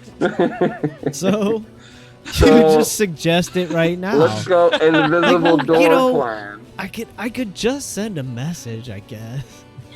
Well, I have to be able to see them. Okay, so Oh. we chuck you up to the window. Or you point a finger toward a creature within range. It doesn't have to be directly at, but it Yeah, has to be just- toward. So if I'm just like, I don't know. I don't want to like whisper into the ears of everyone in the house. What if I make you invisible and then you sneak in there and you go find her and you message her? Seems like a This- better idea. Sounds fun. I believe in you. Hmm, And if not, I will break down the door to come save you. I mean, I could also just start the whole house on fire. Seems to work really We well the need last her time. alive. Irina's like, could you guys dial it back a little bit? When did we become this murder hobo-y? Is this happening because When Uther isn't Uther here to do killed it, a so all of priest. us are? Yeah, Uther isn't here to balance out the party, so now the rest of us are like, let's go, chaos. We I need mean, if chaos they're demon and Uther's not here. worshippers, I don't I feel mean- so bad, but there All right. probably are innocents in the house. Yeah, Didn't the no. letter confirm one of them was The part letter of that? basically confirms that Mrs. Petrovna was in fact in Mrs. Dest's cult of some kind. Yeah. Hundreds Uh, of years ago. Hundreds of years ago, and definitely like helped her too. Yeah. Like gave her things, which means she's probably even above creepy lady. Wait. If she was Remember like the bestower of gifts. You just said hundreds of years ago. So Yes, technically, you Don't know, think the she's Dust out. children were dead for a while, so perhaps it is not the same Mrs. Petrovna. However, there was also a attempt at immortality, so perhaps maybe we just need to do some reconnaissance about the entire Petrovna household first before we try to break in. That's fair. As But you like, guys are standing there, a young man, the one you saw at the Blue Water Inn, who asked Oh, for one the of the- 3-coin cup that was drunk, Yeah. he comes stumbling down the road past you and smiles and waves your way, and makes his way up to the front door of the house. And Oh no. is like checking his pockets. And Oh good. I stopped him. No, let's just watch what happens. no, if he wants to do that, I'm gonna be like, now would be a good time to make me go invisible. And he like looks for a little bit, and then he bangs on the door. He's like, Halik, Halik, let me in. Halik. Can't hear anything from the distance, but after a little bit, the door opens up, and the guy stumbles in. While the door opened up, I tried to Yeah, sneak I and was see like, if I crouched could- down and I like pull her towards me, like in the huddle of our group, so that it like flips on and off because my invisibility breaks as hers goes on her, Oh shit. and I just kind of like push And her. I stopped the guy. No, he passed you. Oh no. What? I'm a robot. He's a drunkard. He was going home. Home. Oh, I'm going boy. to attempt to sneak in behind him as he goes in, then if I am in fact invisible. I was just going to try to sneak and see if I can see what's her face. So he gets up there. You guys enact this plan. Ficus is made invisible. Ficus Yes, starts You cast message, you will become visible. hustling toward the door. No. And Actually, make an no. She No, might 'cause not, because you're- I cast it. Never mind. Yeah, We're you're good. holding a concentration. I'm fine. We're good.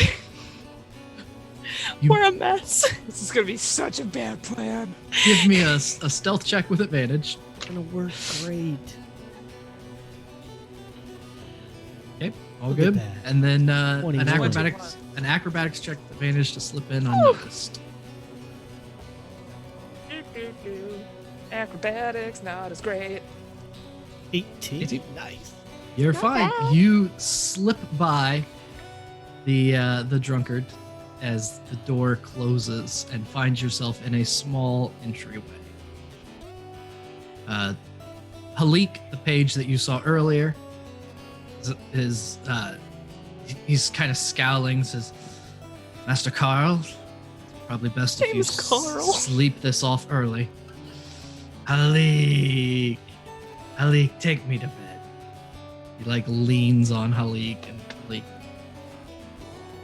ushers him through this door and up the stairs.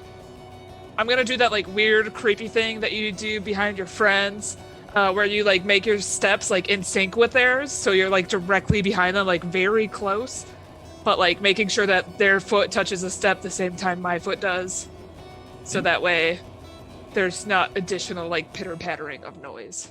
Attempting to stay as stealthy as possible as I go up. Okay, I'm gonna let the stealth check ride. You follow them up the stairs. At the top of the stairs, there is a door directly to the right that Halik opens up and escorts Carl through, ushers him through, and he stands at the entryway of that room. And Master Carl, is there anything else I can get you? Water, Halik. I need water. Gotta get started again soon. Very good, Master Carl.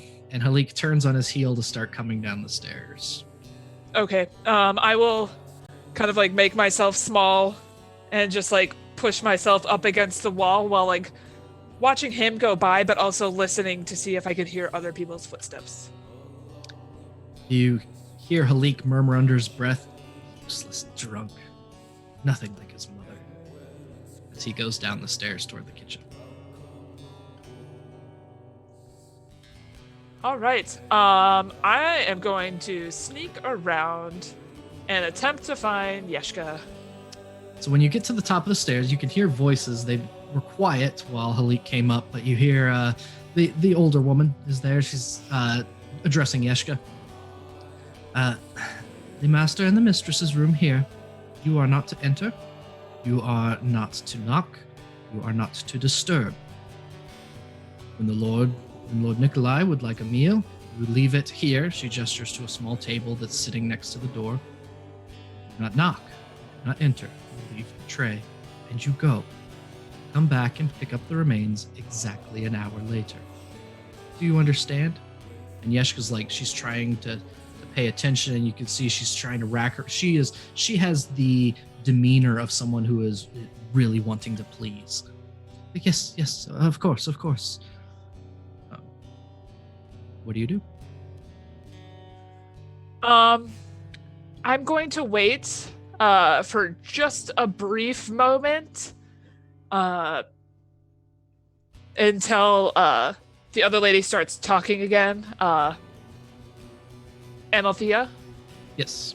I'm going to let her start talking to her again. And then, oh god. Okay, how does this work? Okay.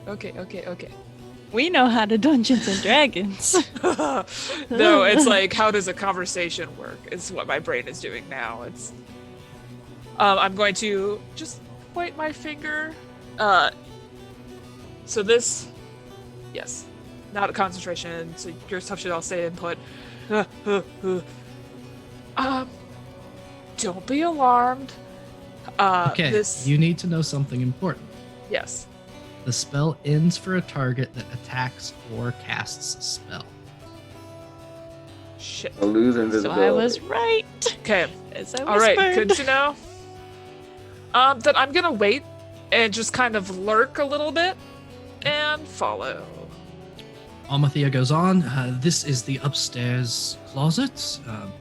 The linens are in here, along with everything necessary to take care of Mistress Stella. Be gentle with Mistress Stella. Do not give in to her fantasies, but just make sure that she is clean and happy and properly secured in her bed. Oh, okay. This is what I am training you to do. Okay. She kind of looks around for a little bit. I think that is the full tour. Why don't you go down to the servants' quarters, make yourself comfortable, and I will come and get you when it's time to start dinner. Yeshka's very meek, very passive. Of course. And Almathea starts walking back toward the staircase with Yeshka following along behind. I will follow in suit behind them, once again making my footfalls hit with Yeshka's this time. So they make their way downstairs, and Almathea goes into the lost you out of the house. Almathea goes into the front room over here, and Yeshka keeps walking. She goes through the storage room, and you follow along behind close, through another set of doors and a closet, and into the servants' quarters in the back. Okay. So I'm going to still use message because I do not want people to kind of hear us. Well, like if she freaks out, like it's a spooky house, like we'll be okay. But I don't want anyone to hear me. So I'm going to use message. Okay. And I'll just suddenly pop up in there. She already knows who I am at least, so at least that. What are you doing in here? Shh. Send it back to me in your mind. We're in this together right now. It's me and you. I don't want to get you in trouble, which is why we're talking up here. Nice whispers, just back and forth. Hi, I'm Ficus. We were just at the church. Yeah, I know. Just about. She says this out loud. No. Stop. Shh. Whisper back. Do I hear anyone coming towards us? Make perception check. Beep. Perception. 18. You don't hear anything. I don't like that it says rolling d20 and that there's a natural 20 there. That makes me want to throw up. That could have been 4. No, I'm fine. Okay. It's for how nice she's feeling to you. Be optimistic. Yeah, she's feeling. This is persuasion. She's really believing what I'm saying. That's what's happening. We want to be able to help keep you safe. We know this job is important to you. But there are things here that are beyond any of our control. Says, yeah. I was worried about that. Hear this message back. She's using the spell. I didn't know what to expect. I'm brand new. It's my first day. And the mistress's book club came. And I thought I saw a drop of blood come off of one of her friends, I guess. But Almathea cleaned it up quickly. I couldn't see what it was. But this place makes me uncomfortable. That makes sense. Yeah, I'm just gonna keep using message. Yep.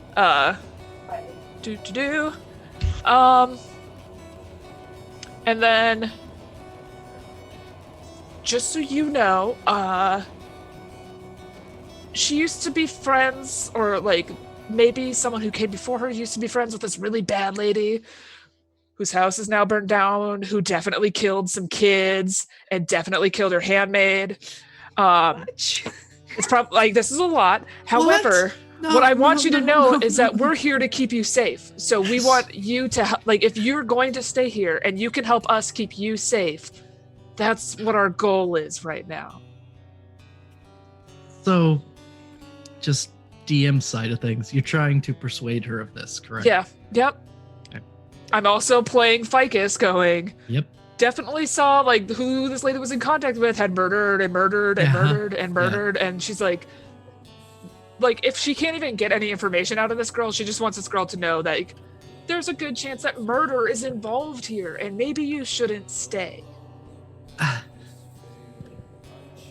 Like, Give this me- is the child you adopt. Give I want me- you to know this. I'm telling adults She's to 18. run. She's an adult. She's too old to be at the orphanage now and has a job that she wants to keep. Does she want to keep this job? We'll find out. Murder. Roll a persuasion check. We'll see. 3. Oh, Seems appropriate. Yes. Yeshka starts shaking her. Listen, Valaki is a strange place, and Lady Petrovna, she's important here in town. And if I can keep this job, then it's what's best. It's what's best for me. It gives me a future. It gives me hope. What do you? No, I don't know you. I don't. No. Why are you even here? Why did you come to see me? Sure. Do I still, in my boot, do I still have Duncan's diary? Yeah, yeah. Mhm. Mhm. I pulled Duncan's diary out of my boot. Okay. Pull a very old diary out. And I look at it with disgust because it's gross. This is the diary of a servant who used to work for this lady's best friend. Okay. I feel like our group has already learned as much as we can from this. Okay. Crap. are you about to give away evidence without talking to Bright? Mm-hmm. I love you.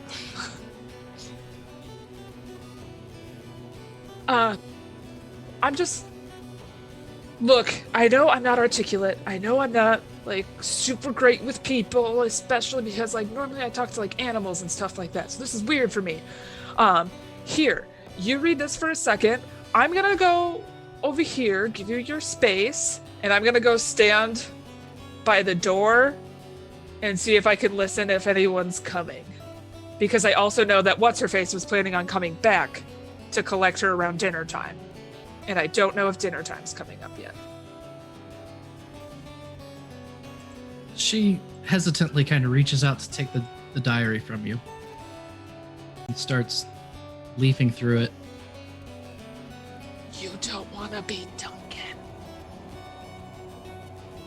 And we're going to pause there for a moment to take a quick break. As Run an this ad. halfling menacingly says, "Don't be like Duncan." And we will be back in just a couple minutes. We're just going to take a super short break and stick around, and we will see what they can do with poor Yeshka and her predicament.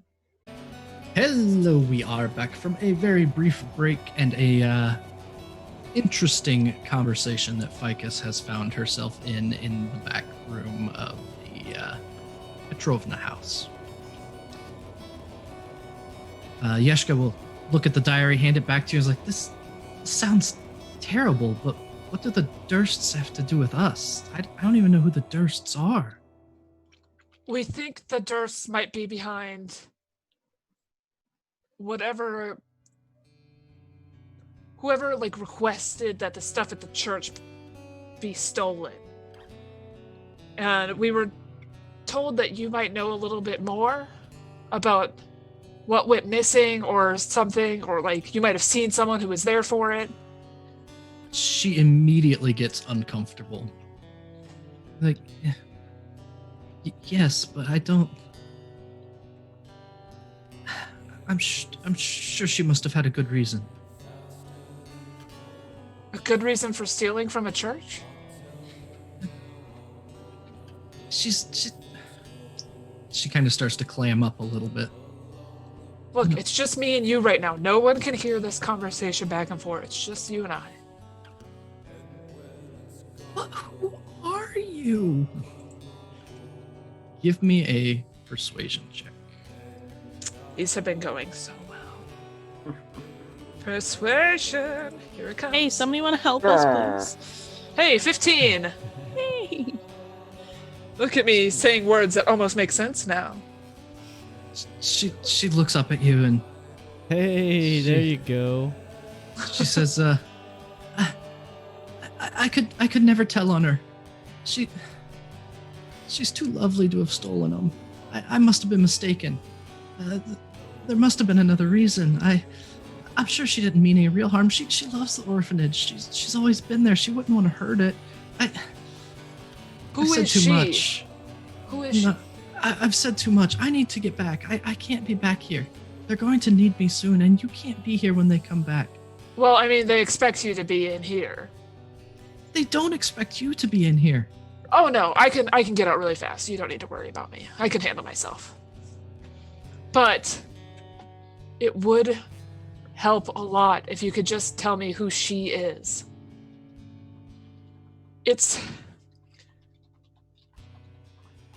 What we're trying to do right now is keep the orphanage as safe as it can be because we have friends that we want to be able to stay there safely too.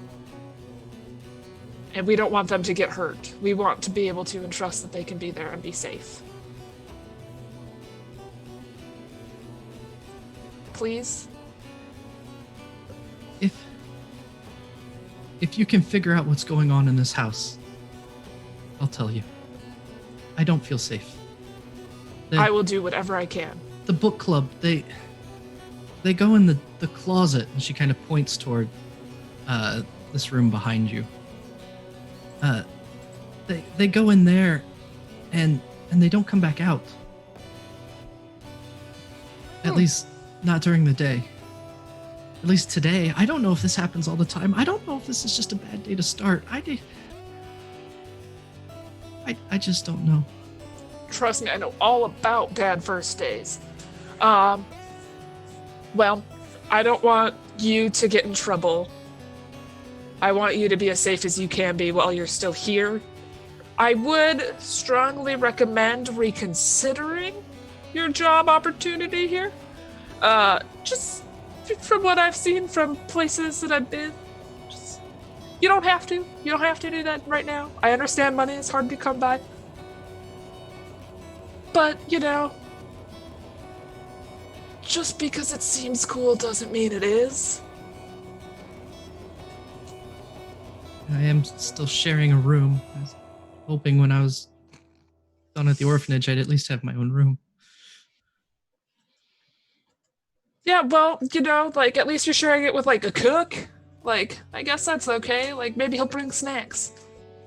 I don't know. Priorities. I want you to be safe. Thank you. I know it's weird going off into the world by yourself for the first time.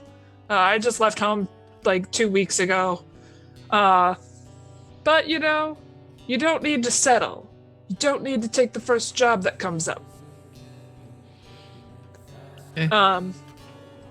I'm gonna take this back, and I think she might have actually handed me the diary, but now I'm just gonna shove it down into my boot. Just think on it. Don't be like Duncan. Don't let bad things keep happening and stand by and do nothing. Okay, I'm gonna go. And Ficus will just open the door just a crack to look out it to see if there's anyone there. Are you sure there's not a window you could just jump out of to make the situation more awkward? Yep, let's do that. So I'm gonna stand on top of this person's chest, and I'm gonna open this window. Okay. And just peek a little bit to the left and then the right. Is anyone out there? I mean, there's some people around, but they don't seem to be paying a great deal of attention to what's going on. Don't be like Duncan. Dives out window.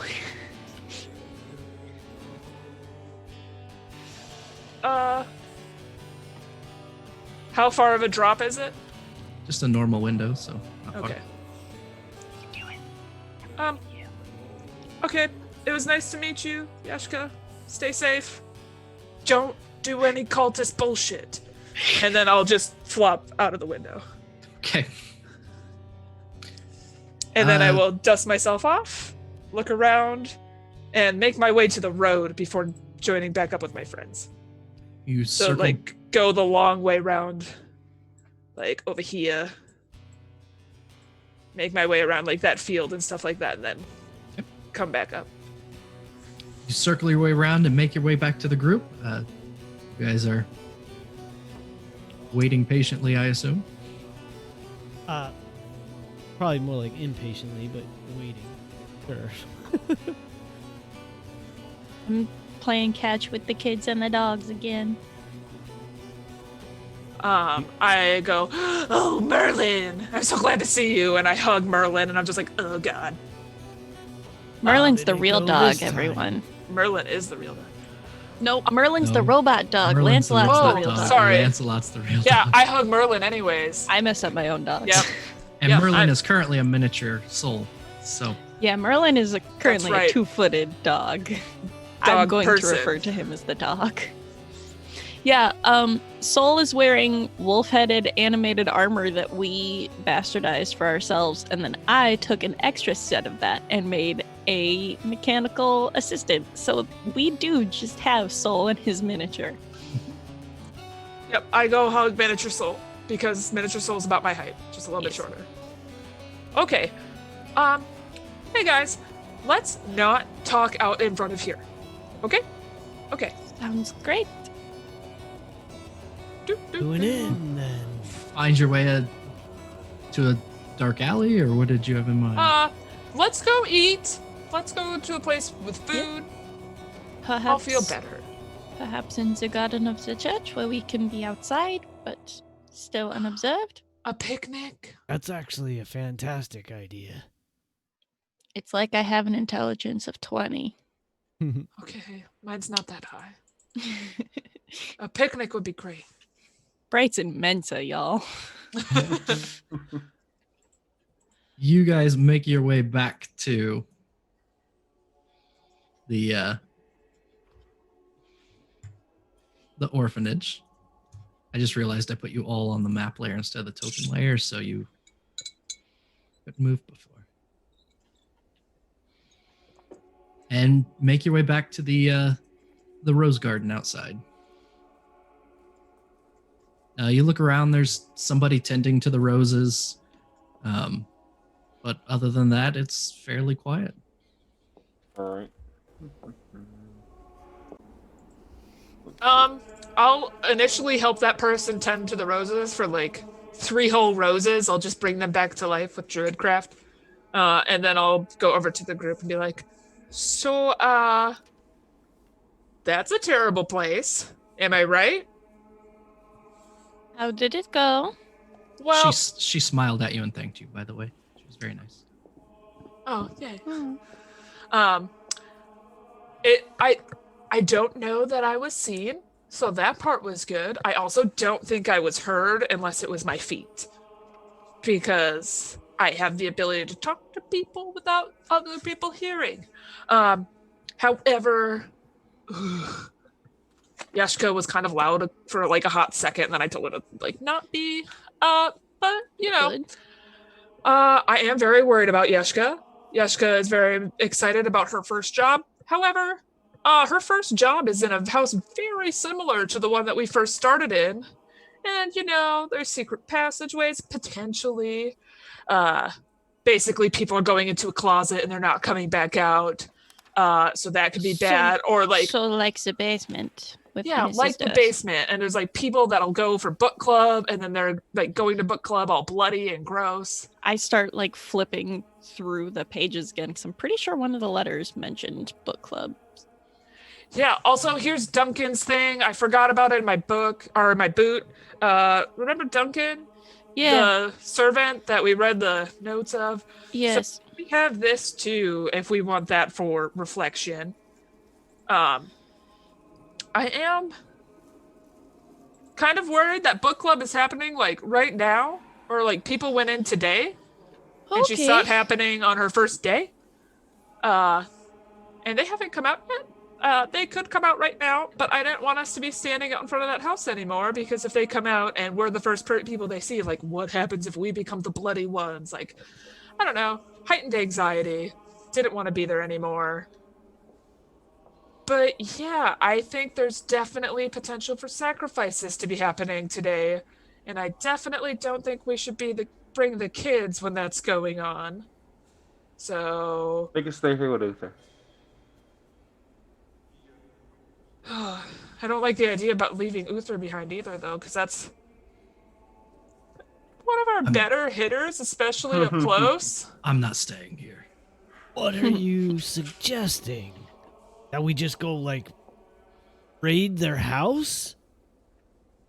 No, because usually when we tend to raid things, a lot of things get broken. And there are some innocent people this time, rather than just creepy ghosts. I We think could try to infiltrate, but that might take days. that will take or way too weeks. much time. I- If there's I was going to say, actually, there's a way I could change my appearance and perhaps go in as somebody asking for another job. Perhaps they have room for another servant, and I could perhaps try to persuade them to get out.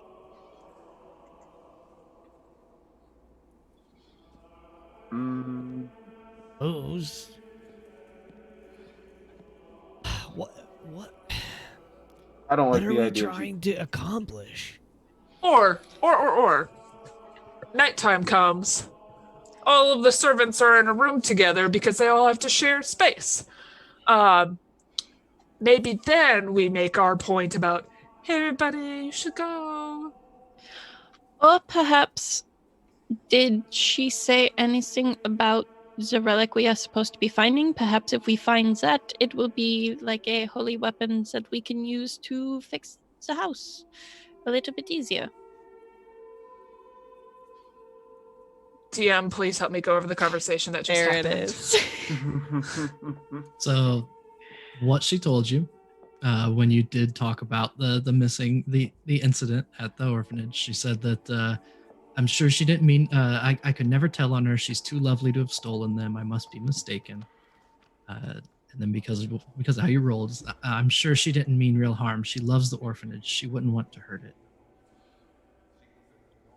So I know that it's a woman, and it's a woman who doesn't want to hurt the orphanage. She wasn't too forthcoming about the exact name. It's Belasco herself. How about we go ask? But now that we're here, we could go ask. Like someone who's been here, someone who loves this place and isn't here right now. Maybe. Okay. How about we go ask the lady who runs the place? Who's her biggest supporters? Mm-hmm. So, Soul gets up, heads inside. You guys make your way into the kind of entry chapel area before it goes into the orphanage itself, and seeming to, she's either dusting or rearranging some things. I mean, this area is immaculate. It's clean. It's beautiful. There's even that small like water stand off to the side with refreshments. I mean, this is the antithesis of everything you've seen in Barovia so far. As you enter, Sister Belasco straightens her habit and walks back toward the center and says, "Well, have you had any luck?" I humbly start bowing again profusely, extra nervously. Yes, my lady. We actually came to you, in fact, that you may even help us. This town doesn't seem to be very welcoming to the light as I would hope, but our clue is that it's someone who very much loves the church and the children here. How many would fit that description and be a woman? She kind of stops and thinks for a little bit. We've had A woman who would have had like good interactions with Yeshka, who Yeshka would believe would be lovely and supportive. No. It couldn't be Milavana. Why not? Milavana's our groundskeeper. She and Yeshka came up in the orphanage together. And, well, Milavana didn't want to leave, but Yeshka wanted to branch out, so Milavana stayed here to take care of the roses. She helps around the grounds. I can't imagine it would have been her that stole it. Oh, no, probably not. You mind if I question her? I mean, you're welcome to do what you need to reach an end to this investigation. I believe I saw her out in the garden earlier today. She's usually out Yes. in the grounds somewhere tending to them. Yeah, she was with the roses. Yeah. I'll look right at you as I say it. Like, okay. Thank you again, new lady. I bow again like 6 times. And then I head back out. Soul, you're sweating. You can hear an audible sigh as you turn around and head back out. The rose garden is not massive. It's large enough to be impressive, but it's not something you need to search in order to find someone. The very same groundskeeper that you helped for a few roses when you came up is out tending to the plants. She's knelt down. She's shorter than you would expect. She's built wider at the shoulders. Seems like a very strong young woman. Working at the flowers. I'll go up and resume the same behavior that I had when I thought she was innocent. All Thank you. And but say as I walk up to her. Oh no. Do it. Yay. Yeah. I just cast Zone of Truth basically at her feet. Okay. And then I walk up to her and says, "Hello, my lady. I am Soul of Lathander. I just need to ask you a couple questions. May I have a bit of your time?" I am incredibly scared and uncomfortable right now. All right. Why are you doing this? Perfectly fine. I just want to know, do you know what happened to the artifact that went missing the other day? You see her mouth make the shape of no, of course not, but her mouth says yes. She seems startled for a moment and starts to try and back out of the glowing ring around the ground. Ficus will hold her hand. Thank you. And do you know where it is now? Does actually get a charisma saving I'm 15. throw. Went as expected. Woo! 15! She definitely failed it. I do know where it went. Yes. Who has it now? I left it with the coffin maker, Henrik. But how is Yeshka? Is Yeshka safe? She's scared. No. Not my Yeshka. Don't worry. After I recover the bones, I'll bring her back. Where do we find this coffin maker?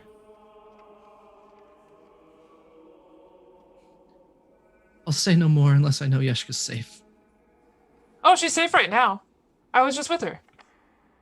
And I'm inside the zone of truth with her, so. You have trouble saying that. Okay. She was safe when I left her. Make a saving throw. Yeah, make Make a a saving saving throw. throw. Yeah, let's do it. Charisma saving throw. Yes. Party 2. Your mouth makes the shapes of she was safe when I left her, but what comes out is she was super worried about people disappearing into the cellar. That sounds about right. That actually But sounds more accurate. Congrats, you spoke more in character than her. I like this spell. This is the best spell. That doesn't compel them to speak, which she just figured out. So Right. We have a better chance of keeping your friend safe if you give us all the information. The more that we know, the more we can help. they're just old And I bones. just do a sidelong glance at Soul and then go back to normal. I completely ignore it. Okay, cool. make a persuasion check. Right. Guess who's actually real good at persuasion, y'all? Ooh, Ooh. 22. 22. Wow. Who should be the party face? I mean, I fully admit it should not be me. I'm just more than happy to step it up and fuck up in front of everybody too. Hey, I just subclass as Inquisition, so. She, you will see tears start to form in her eyes. She goes, I don't think those things are real anyway. They're just old bones and, well, I was paid enough to get this, and she takes a cheap necklace out of her pocket. Enough to get this for Yeshka. That's why I did it. They're just old bones. I don't think they're special. I'll look at her and say, But Yeshka's special to me. It's I not need the you to bones that are promise me special. that she's safe. It's not the bones that are special. It's what you decide is special. So if she is special to you, then she is what matters. Those bones matter to some people, but you have already figured out who matters to you, and that is okay. But other people matter to other people as well, and you can't let them be in danger just because you have your own desires. So give us any information you have, and we will try to help make it better.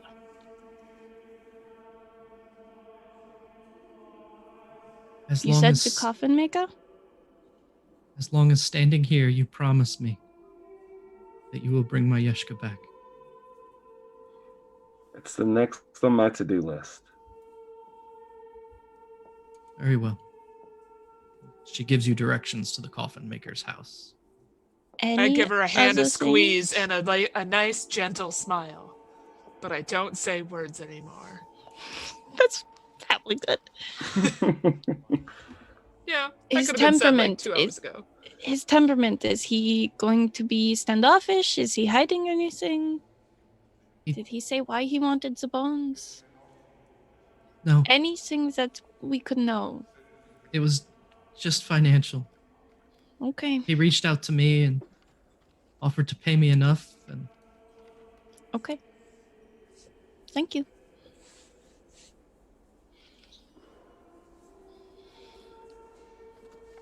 All right, so she gave us the directions. Do we head straight there? Cool. I feel like Leaf would like to give her some coins Yeah. for helping us. Try She to makes like money all day. encourage her. So It's not like we can spend money on anything else. I'm gonna So Have I'm gonna no take money still. No I'll- money. I have so much money. I'll dig into my belt pouch and I'll pull out a gold coin. Nice. And I'm gonna say to her, there's always a better way. Try to walk in the light. And I'll like flip her the gold coin. Actually, no, I won't. I'm gonna reach out if she'll let me. I'll reach out and like gently press it into her hand. Like clasp her hand in both of mine, if she'll let me. she doesn't pull away. So yeah, so I'll like kind of like just do that gentle thing where you kind of like fold it into someone's hand. Thank you. Just, she looks at it. Just Yeshka. Have our word. We will do our best.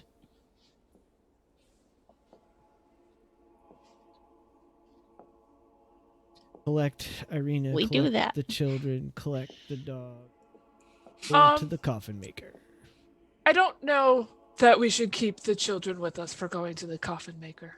I completely agree, but If this is a dangerous person, number one, they bring a lot of attention to us.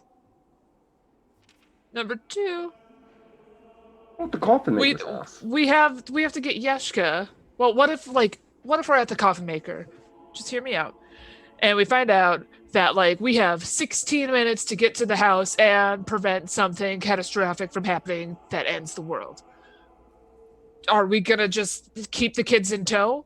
We have to think about that might not be our last stop. It could be just our first stop on the adventure of Creepy Death House Part 2.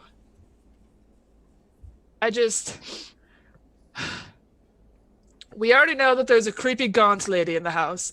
We know that there's a drunk man who the servant staff really didn't like. They're like, oh, he's a drunkard, unlike his mom. Blah. Sorry, I forgot to mention that earlier. There was some shit talking, so I feel like even some of the people in the family might be a little gray area versus black or white, good or bad. So we might want to take that into consideration. But you guys, I really don't want to have to also protect kids, as I tend to go unconscious and sometimes almost die on my own. And I am very worried that if we're worried about keeping the kids alive, that'll just result in one of us dying instead. And I know that that's selfish as the one who's died the most or gone unconscious the most, but it is a very real concern I have. And I don't have a way to heal myself. And I think we're being reckless, bringing all these kids around. And I've been feeling this for a very long time. And now I'm getting really stressed out because we're going to a really scary place. We're going to a guy called the Coffin Maker. Why is no one else scared? Are you still in the zone of truth when you're saying all of this? Maybe.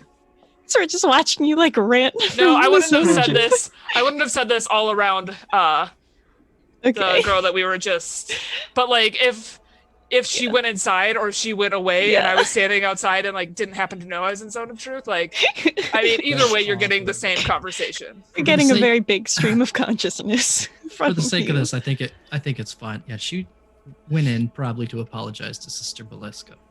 Perfect. Yeah. So it's just word vomit. I'm scared. Yep. And then we look down and you're in a zone of truth, and it's oh, that explains it. Yeah. We can leave them here for the time being and collect them before evening falls or some sort. Not the or best we collect them when solution, we know but the scariest place here isn't as scary anymore. I don't know. They feel and I look at the kids who are playing with the dog out in the roses and stuff like that. They look pretty content right now. And I feel that's a lot more content than just bringing them places over and over and over again. We haven't taken into consideration the fact that they need a nap. We haven't fed them, aside from once. I don't know that we're doing the best by them so they can have the most fulfilling life. And we're just going to assume every time we come back here, the kids are being fed. I mean, it's an orphanage. I would hope so.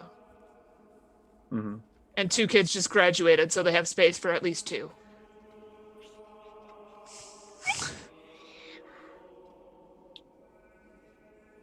That's between you and Bright, so. Ficus?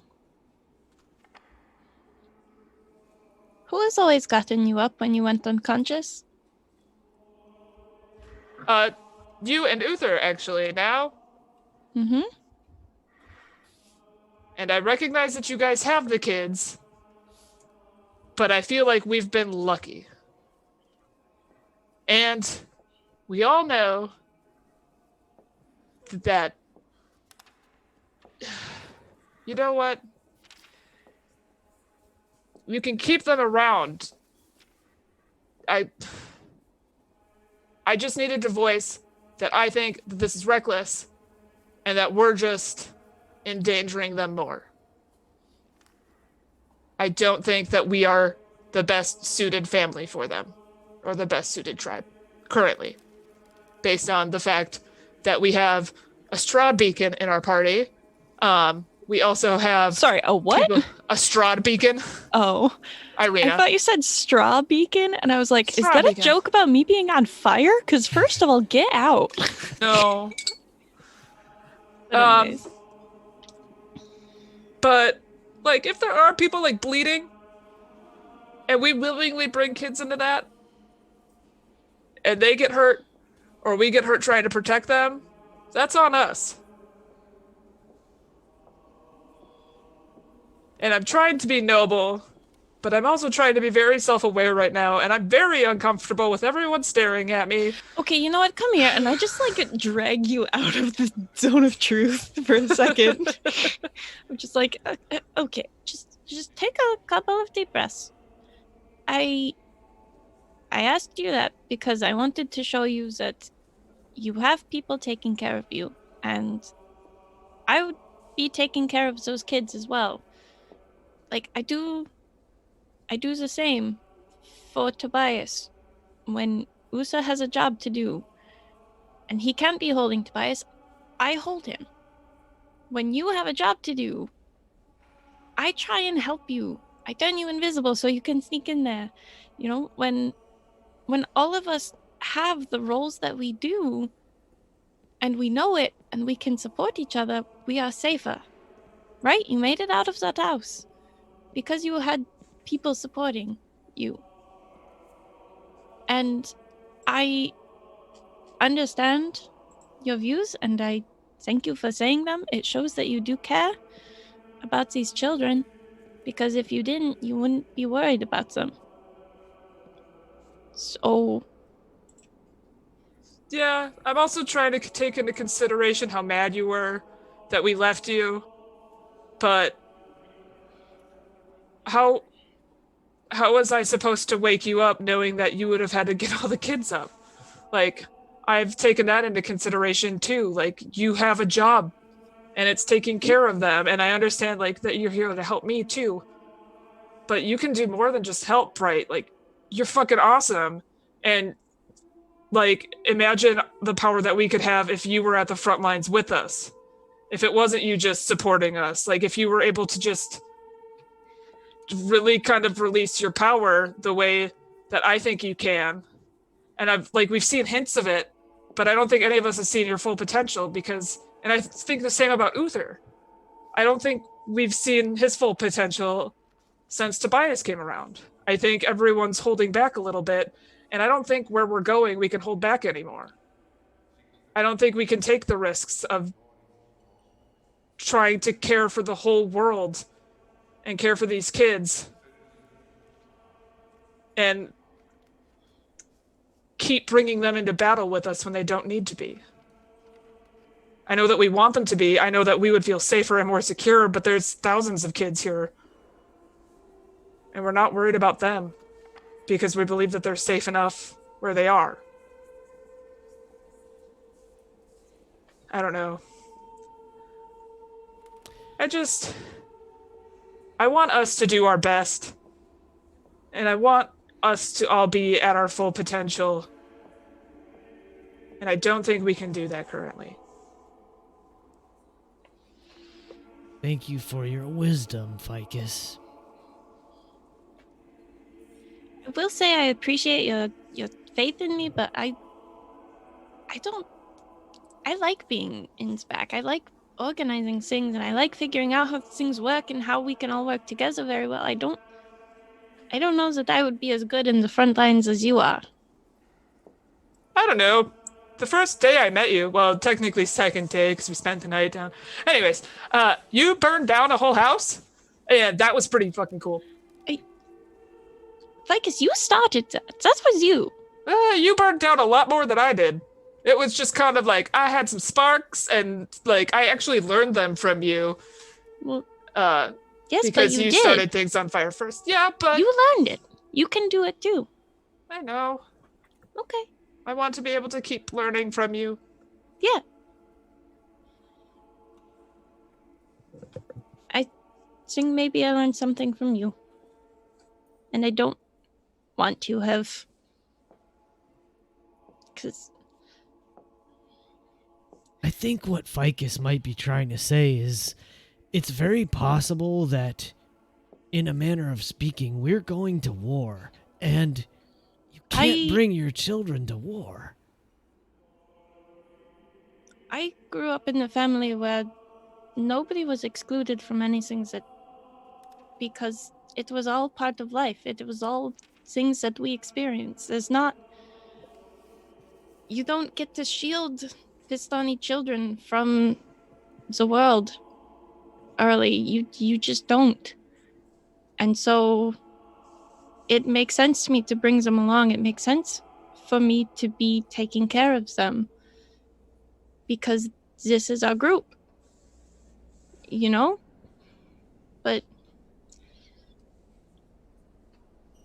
But you are also part of the group, and I'm like speaking directly to Ficus. You are also part of the group, and you also need to feel safe in the group. And if you can't feel supported by us, if you think we are distracted and you don't think that we have your backs, that's not okay either. I want to have your back. I do. And I want you to know that. I know.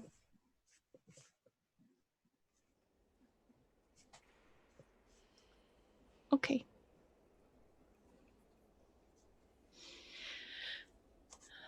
You two can have inspiration, and what's the plan? I guess also got a +2 from Sir Heckalot. Your next Heck. roll. Heck. Heck. Oh, you know what that means? I should definitely Oh no. have like a really good conversation with the coffin maker. Oh Right, no. You just took the wrong message from that. You each have a +2 now. Aw. Well, Soul's feeling a sense of urgency. Soul wants to go meet the coffin maker now. Yeah, Yep. she Hey. after Bright says that to Ficus, she just kind of just walks away from the group very abruptly and like has a conversation out of earshot from the rest of the group with the boys of, I'm coming back for you, but you have to stay here right now, if that's okay. And I'm trying to do everything to reassure them that I will be back and that I'm still their safe person. As she walks away, once Bright's out of earshot, Ficus is gonna look at Uther and be like, same goes for you. And then just kind of walk around and kind of take up some of the gardening for like a brief moment while everyone gets their ish together, because like it gives her a sense of calm Good. right before they go walk off. But like, well, Noir isn't here. Like Ficus definitely meant for this to be a conversation that was also like knowing that Uther was present. Like, Yeah. there's a lot of things that needed to be addressed. Noir can watch this later and decide how he feels. As for the two boys, they had the same feelings you guys did. The closer you get to the door, the more sense of comfort and safety you have. Mm-hmm. And as kids, that's all they really understand. Mm-hmm. So they're like, I like it here. It's nice. And I think there's, you kind of listen and you can hear in the distance like kids playing somewhere, a sound that you probably haven't heard in Barovia since you got there. I think there's more kids too. Should we go find some? And I'm gonna hold both their hands and we're gonna walk and go see the kiddos together. Yeah, that'd be fun. Where my family has other kiddos too, you know. Well, you're coming back. I am. I want you to I can play now, right? Yes. I want you to know that you will have a family too. And orphanages can be a little sad because not all of these kids will have grown-ups coming back for them. And I just want to remind you that you will. Okay? I'm going to come back for you. Okay. Okay. Can I play now? Yes. And I take a couple of little charms from my hair. I have a couple of like crystals and little like feathers, and I just kind of like pin them onto their little shirts so that they have a little piece of me for them later. And if I didn't in a full phase of makeup right now, I would be like crying right now. Just want y'all to know. the two boys will run off to Mhm. in the direction of the kids' voices. You are a woman of many surprises, Ficus Fig of the Forest. Thanks. Leaf is just smiling brightly at like huge grin.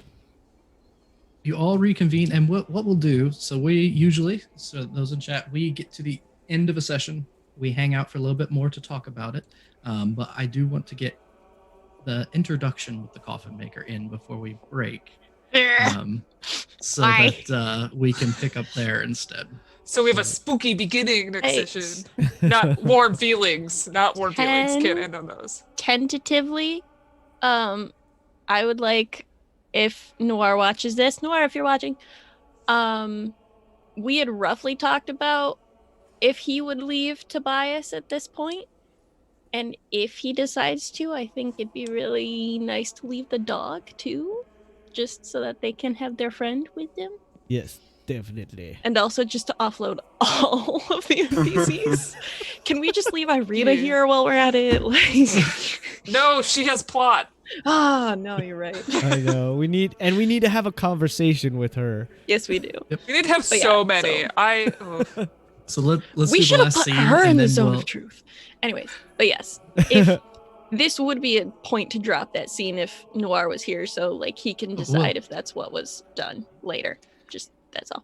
I anticipated having an opportunity for that scene before Yes. you guys got very far, so Okay, cool, I have other ways to kind of trigger that for him. cool.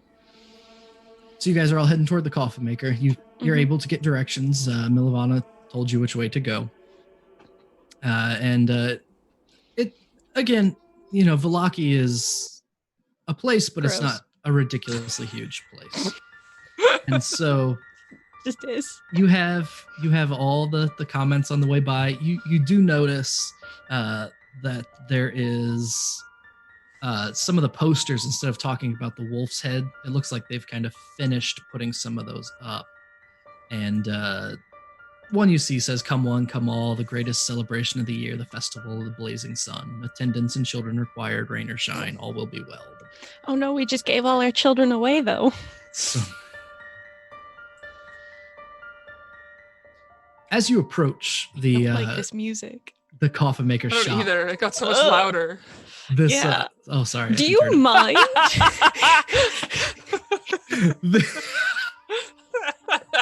Rob, do you mind? Is this because we said coffin makers? the Yep.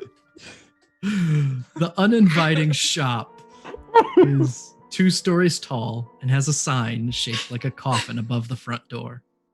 All the window shutters are closed up tight, and a deathly silence surrounds the establishment.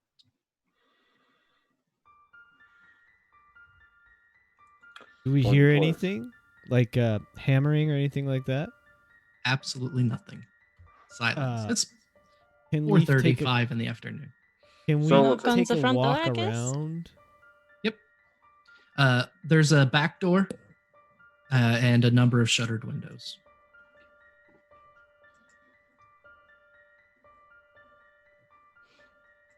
I guess. Do we knock on the front door? Do we make a plan?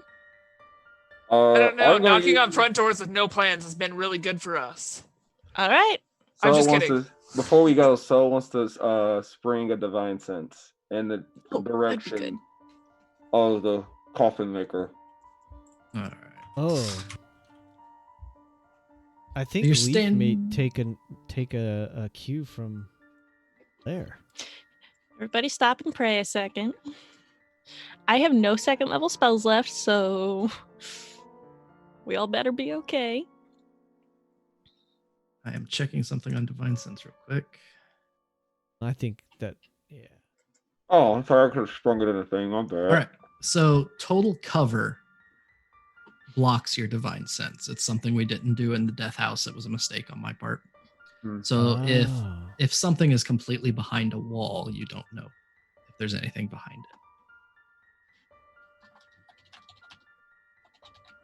So I wouldn't pop the Divine Sense. Yeah, not Oh, worth okay. it. Actually, behind total cover. All right. Yes. So what Soul is hearing is kick down the door and then do divine sense. No. We'll Or knock. or We'll we knock. knock, and if no one answers, Kick down the door and do divine we pick the sense. lock Yes. and open it quietly. Sounds good. I will knock. You hear a voice from inside. Go away, we're closed. The dead do not die on a schedule, my friend. Closed. Would you prefer we leave a rotting corpse in front of your door?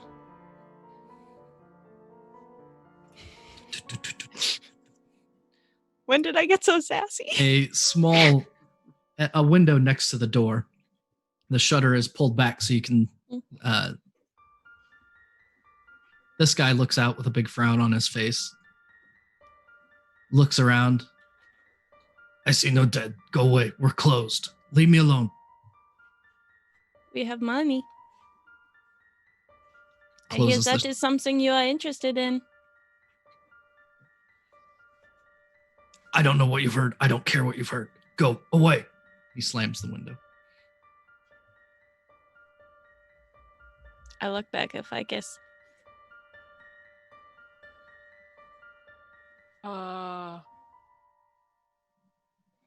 It's kind of weird picking a lock with someone on the other side, but I mean, I could. I say that in a message, too, right? I give you that face of like, I feel like Ficus is going to definitely be taking more advantage of message coming up soon. I'm so glad that we all remembered our spells. To be fair, though, I was reading through the notes to do the recap and discovered like 6 magical items that I forgot that I had. So Oh yeah, I've got magical items too. we're all learning. Quick, everyone check if you have useful magical items. I All actually got is might. Zone of truth, but he can actually run away. So. Oh, could I use my seeing stone and cast detect evil and good? You certainly can. Is that one of those things that full cover blocks it? I'm gonna check.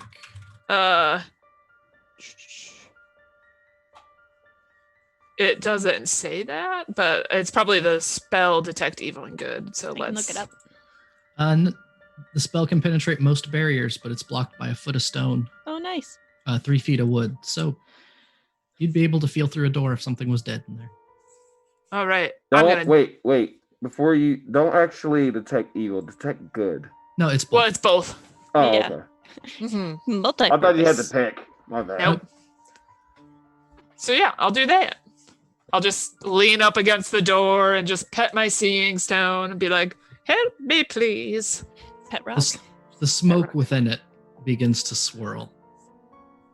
And let me do a quick measurement. Can I just say, I really was a little disappointed that when he opened the window, not one of you pulled an Andy's coming and just dropped dead into the ground. I thought about it, I was and so then I did too, disappointed actually. I in was you. sitting there. I'm like, I almost I'm a took robot. false life too, so I could like play dead better.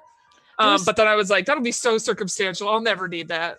Here is I'm the a robot, circumstance. so I don't think it'll work very well. Hey, we could have did someone help. So if you did, We could have done get help. get help. Yeah.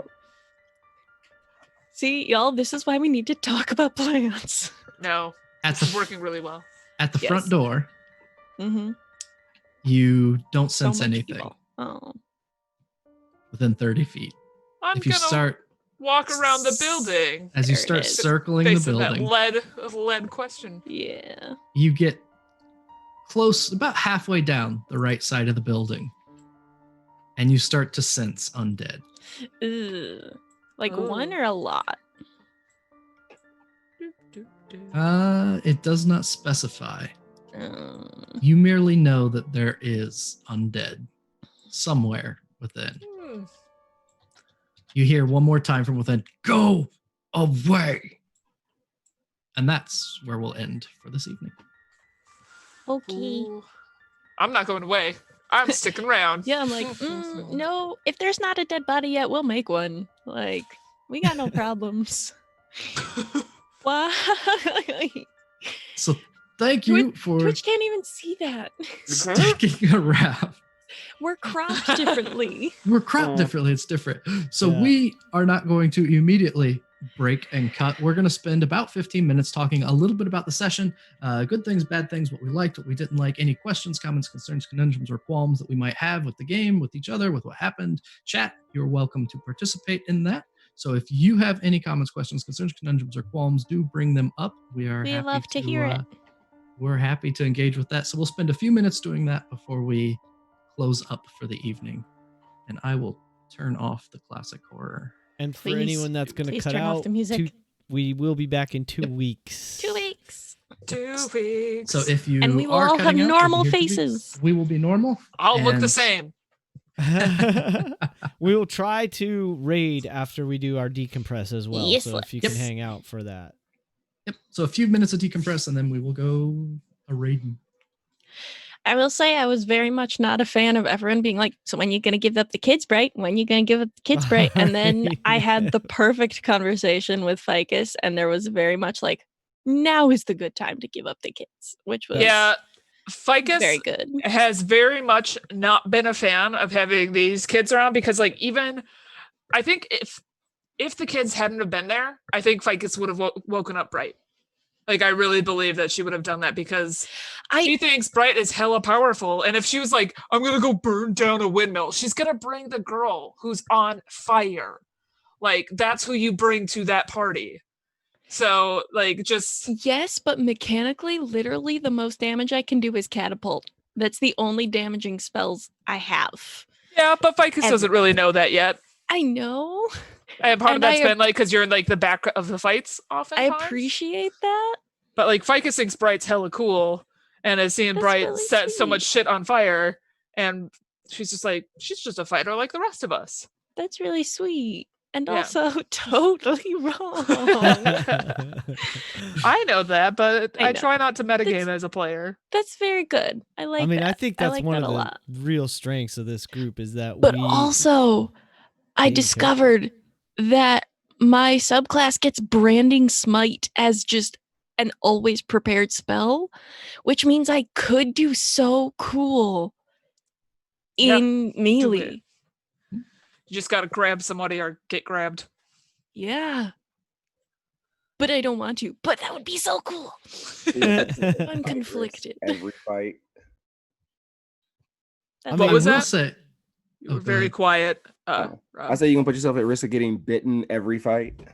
Yeah, That's- it works out that's really well why. for me. It's fine. I did have a question actually Yes. for the DM. Mhm.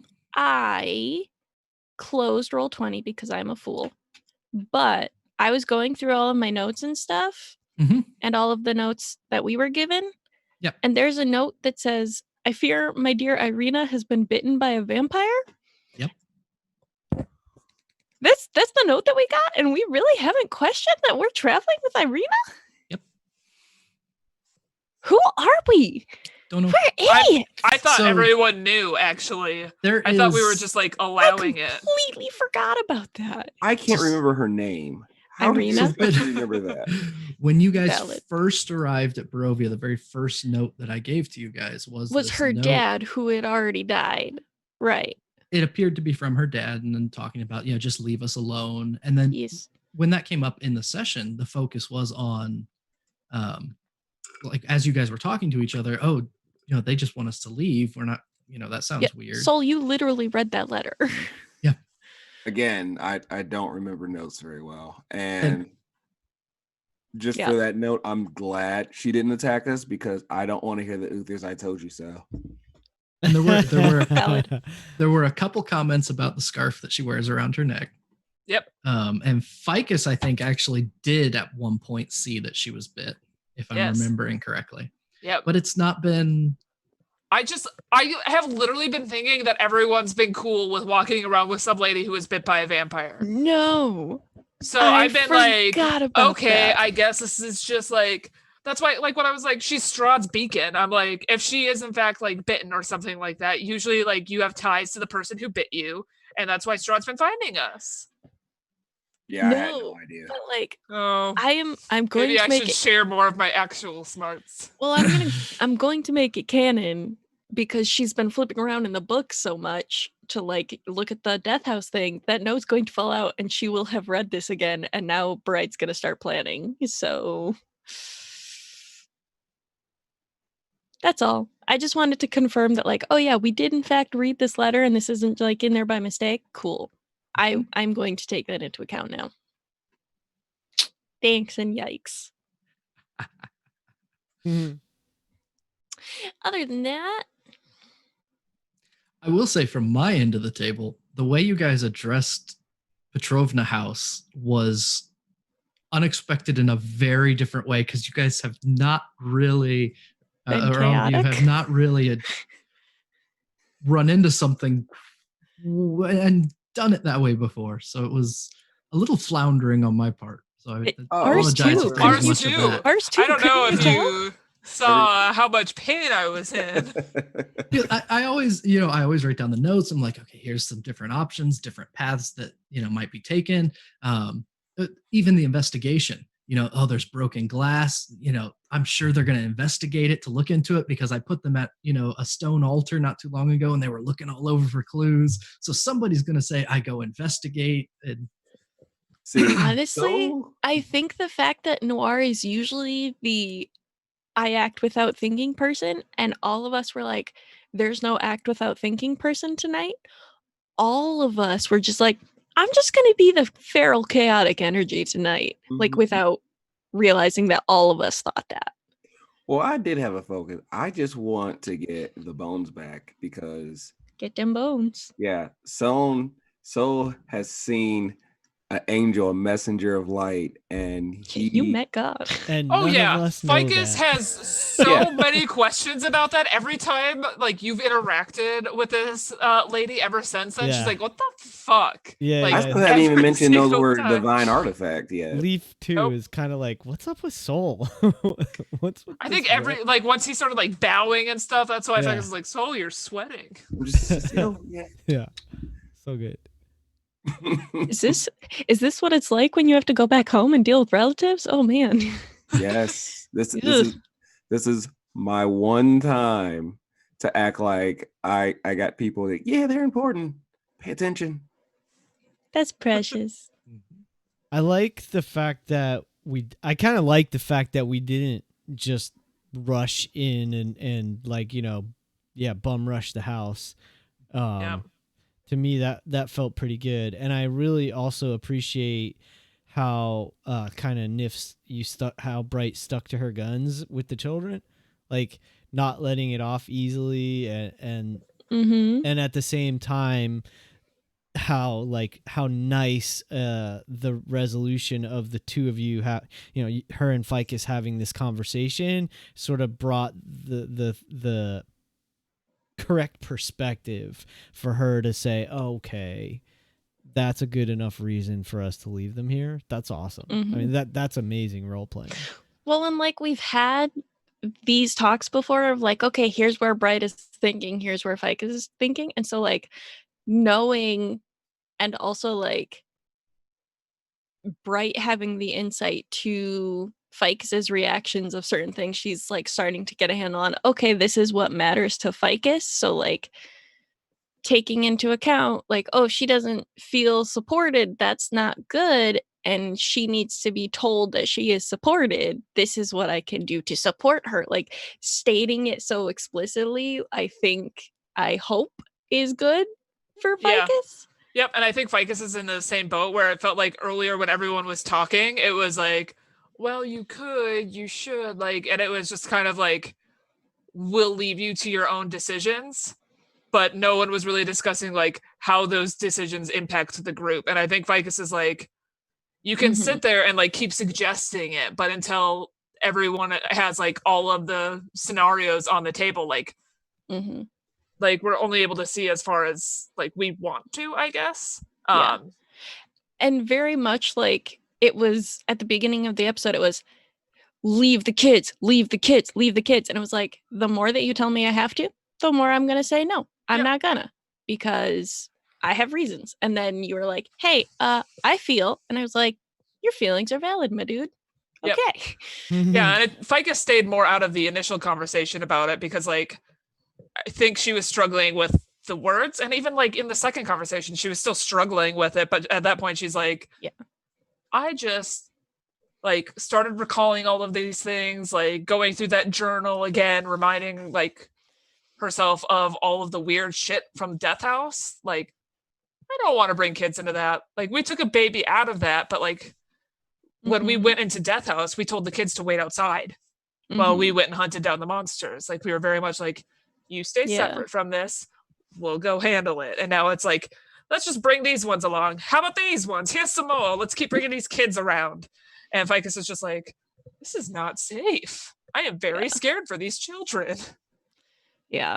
Bright is just so scared of where the children have been, of like, well, they were in a windmill getting tortured. And then we were like, it's okay. You know where we're going to put you? We're going to put you with the Vistani. And then we brought them to the Vistani, and the Vistani murdered somebody in front of them. And we're like, we're not going to put you with the Vistani. So it very much became like, well, where are we going to put you? We can't put you anywhere because you've been emotionally and traumatized by seeing all these places we said were going to be safe and they're not. So it's like, okay, the only safe place is now with me. Totally. And there's this really interesting thing too that might not be really apparent, is that in a certain way, Bright and Uther are sort of the representatives in this group of like, quote, family life. Whereas like, I mean, we don't know about Ficus's background, but for certain, Leaf and Solaire have a totally different view of like what group interaction is all about. Because Leaf was basically raised by a group of rangers who were, in a manner of speaking, they were like his family, but it was like, you just do what you're told and what you're instructed to do, and that's what you do. So he's very much like a sort of like logical, by the book, even though he uses his wisdom more than his intelligence to come to those conclusions and understandings. Like, to him, it's just like, it just isn't a smart thing to do to bring these kids into danger. He doesn't know how to express that. So it's like, it was such a huge relief that Ficus was able to find the right way to approach the subject, to get, you know, to get what he saw as a logical conclusion, but like had no way to actually communicate it correctly. It was like really cool. He's learning. I hope Solaire is in the same position too, but no, he's just getting more sassy. No. That's true. But like, for sure, Leaf is in this place of like, he's learning so much about like interacting with others from being in this group. Like, it's way different than his upbringing. And I think it's one of the reasons he feels he is beginning to feel so much loyalty to the group of like, yeah, we definitely need to stick together. See, that's the complete opposite of Bright, because Dane and I have had this talk of like, Bright is literally trying to physically manhandle all of you into becoming another Vistani family. Yeah, like, she just figures as long as you all care about each other enough and take care of each other enough, I'm technically a Vistani, so you technically are my family, so you have to be Vistani, so we're all safe, right? That's awesome. How it works. She is like so adamant about, if I can just impose my will on the world, everything will be okay. And she's just so stubborn about that right now. Like, if that was the case, you should have bought some horses and some potato soup.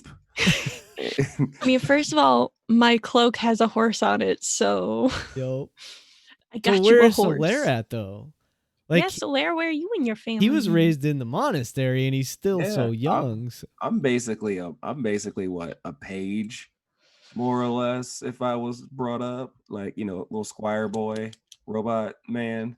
Like, so all I know is church is the best. Everyone should be brought up in the church. You're just a little Jehovah's Witness. Exactly. Yeah, y'all going proselytizing. You just went door to door, walked right in. Like, oh my gosh. Those whole entire thing was lost it. Hey. When that was going on, I was just like, oh no. Like, hey, anybody watching, can you please just draw me fan art of like giant Solaire and tiny Ficus just in little polos and name tags, please? With a clipboard.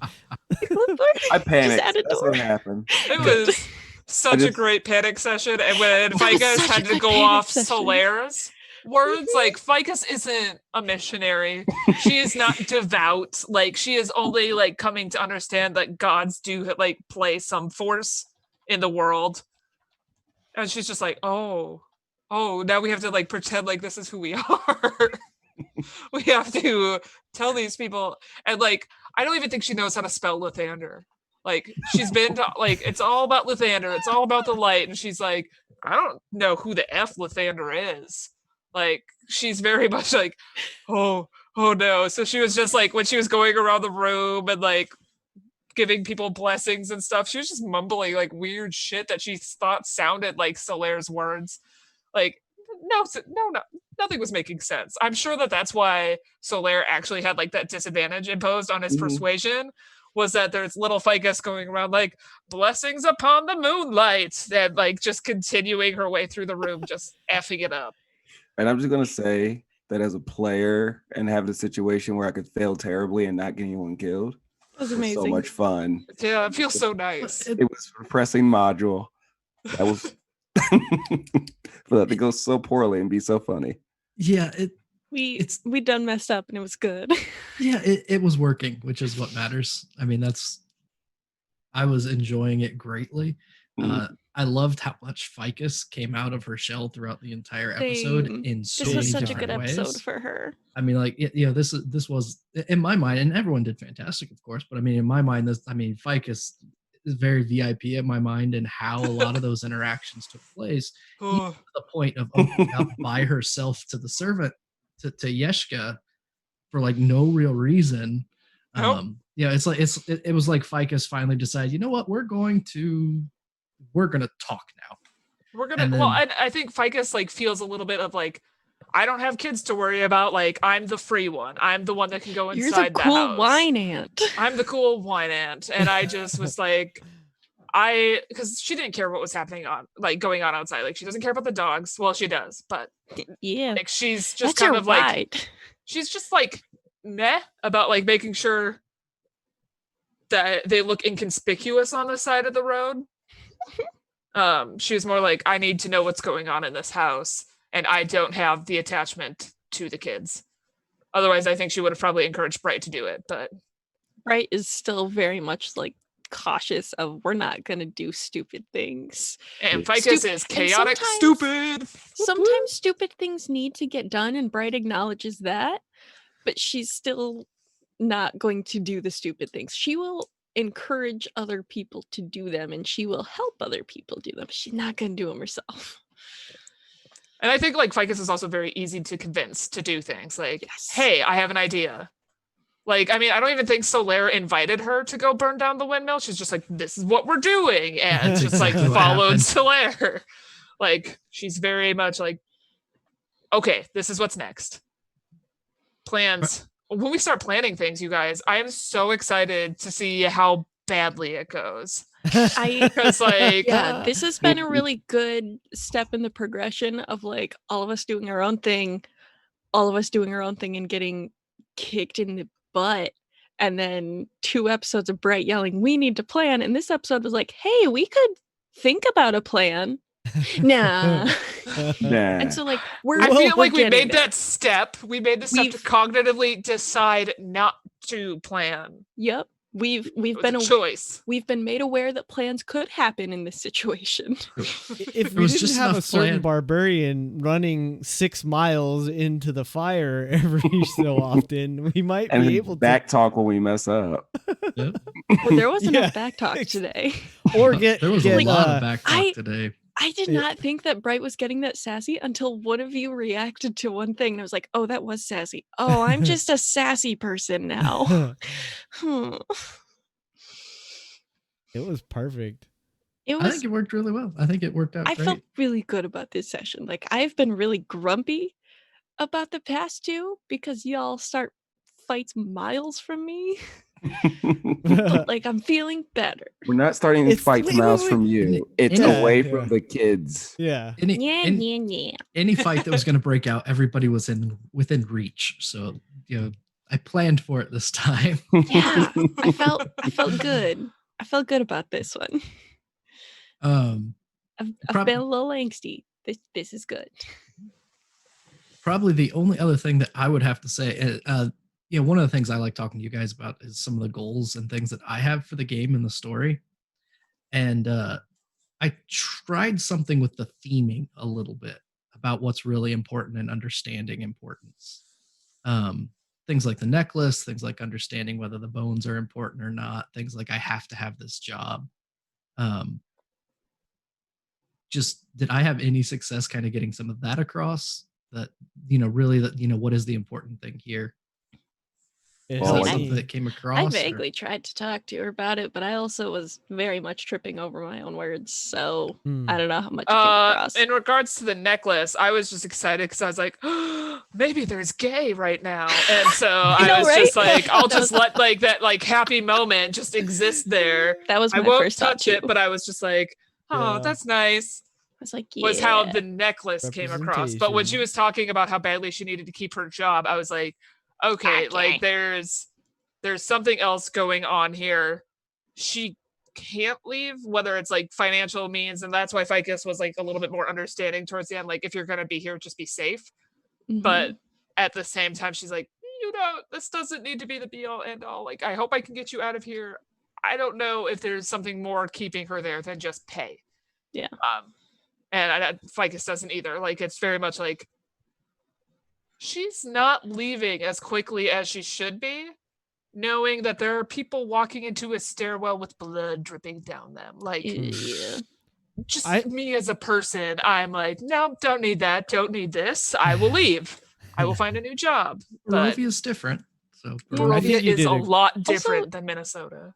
Also, you telling her that this was your like first excursion out too, or whatever, made me realize like we are a bunch of freaking noobs. Like, literally, Soul is 2 years old. This is Bright's first trip out of the entire Montessori school system. I mean, this is Like- Ficus's first time owning shoes. Like, this is a whole new world for her. Like, Congrats! this is all weird. Like, we're all such noobs. Well, Dane, I think you did a fantastic job conveying that mood, and to me, Yeah. so Leaf stayed out of a lot of it, but I really love that we're getting this sense of like how so many of the denizens of this realm just feel hopeless, and so like you putting that like theme or mood in a different light by saying, it's like, this job. this woman doesn't have a lot of ink, or doesn't have a good way to make income, and whatever little bit she can, she's scrounging together just to try to bring happiness to someone else even other than herself. Like that was like chef's kiss to me, which is why I felt really compelled to have Leaf. Like a gold coin to an adventurer is nothing, but a gold coin to a commoner is a lot of money. So it's like, I don't know if that got conveyed in the moment very well, but that was sort of, maybe 10 gold or something would have been more meaningful or whatever. But I felt I wanted to keep it simple and not also overwhelm her at the same time, but like try to make but I appreciated that sense of hopelessness. And here's a moment of like, we can help her get the person she cares about into safety and show her that there's other ways to survive and thrive. I think that might be a place where kind of you and I missed what we were trying to tell each other in that, Fair. because I knew that you were doing a broad gesture to someone that probably has never seen a gold piece. But I also knew that this NPC had just this place where she's lived her whole life, stole something from them and sold it so that she could buy a necklace for somebody she likes. So her sense of like what she does with money isn't inwardly focused anyway. Yeah. So her reaction, her like non-reaction, her just looking at it and kind of being blah was, that's not what. It was me. That was probably the point where I'm thinking, I wonder if I'm really conveying the, what's important to me element, because her, that's because we have Yeshka, who's, I need this job, I need this place to live, I need this money. And we have Milovana, who's, I need my Yeshka. Yeah, so there's this different idea of need and this different idea. Oh, this of, is unrequited gay. Oh no. Oh no, unrequited. Oh. Well, Yeshka did describe her as beautiful. She was too Yeah. lovely. Oh, She was- okay. Yeah, too lovely. She's too lovely Okay. to have stolen them. So Okay. So Yeah, there. So you're kinda telling me got there's that. a chance. So you're telling I me figured there's a sh- chance. I figured Sorry, she we are was- just our little shipper hearts here. no. No, worries. I it mean, was I'm here for Make it it. Literally happen just now. met these We're shipping characters NPCs. They're It's still- fine. today. It was They're certainly still there? in my mind. The groundskeeper was a background character before we learned. Oh, her we name. made it happen. Right. the groundskeeper is written into my notes, and I can show you. I love it. Good. Well, yeah, so I got that for sure, Dane. Okay, and I I sort was of just trying had to think. No. I sort of knew that. So it's like I knew in a sense it was sort of like a sort of a meaningless gesture in one way, but in another way it's like in Leaf's mind it's like he's just, again, he's not that comfortable and doesn't really know how to deal with people, and he was just sort of in a way trying to show like you can be rewarded for doing good things. That was sort of what he was trying to do. But like it's okay if there was a miscommunication, and I'm like super okay with that. Yeah, Totally. I feel like there totally was between Bright and Milo as well, of just like she was trying to be like, hey, I get that things matter to you, and like I want you to appreciate the things that matter, but please don't hurt other people while you are trying to find the things that matter. And like I was struggle busting hard to express that, so I feel like we also did not connect. Yeah, there's a couple tough things I was trying to work out. So the zone of truth really helped though, Like the because zone of truth, that is just so good. Clutch. because Mila really, I mean, she said it there. She doesn't believe the bones mean anything. Yeah, Yeah, don't but- ruin that for other people.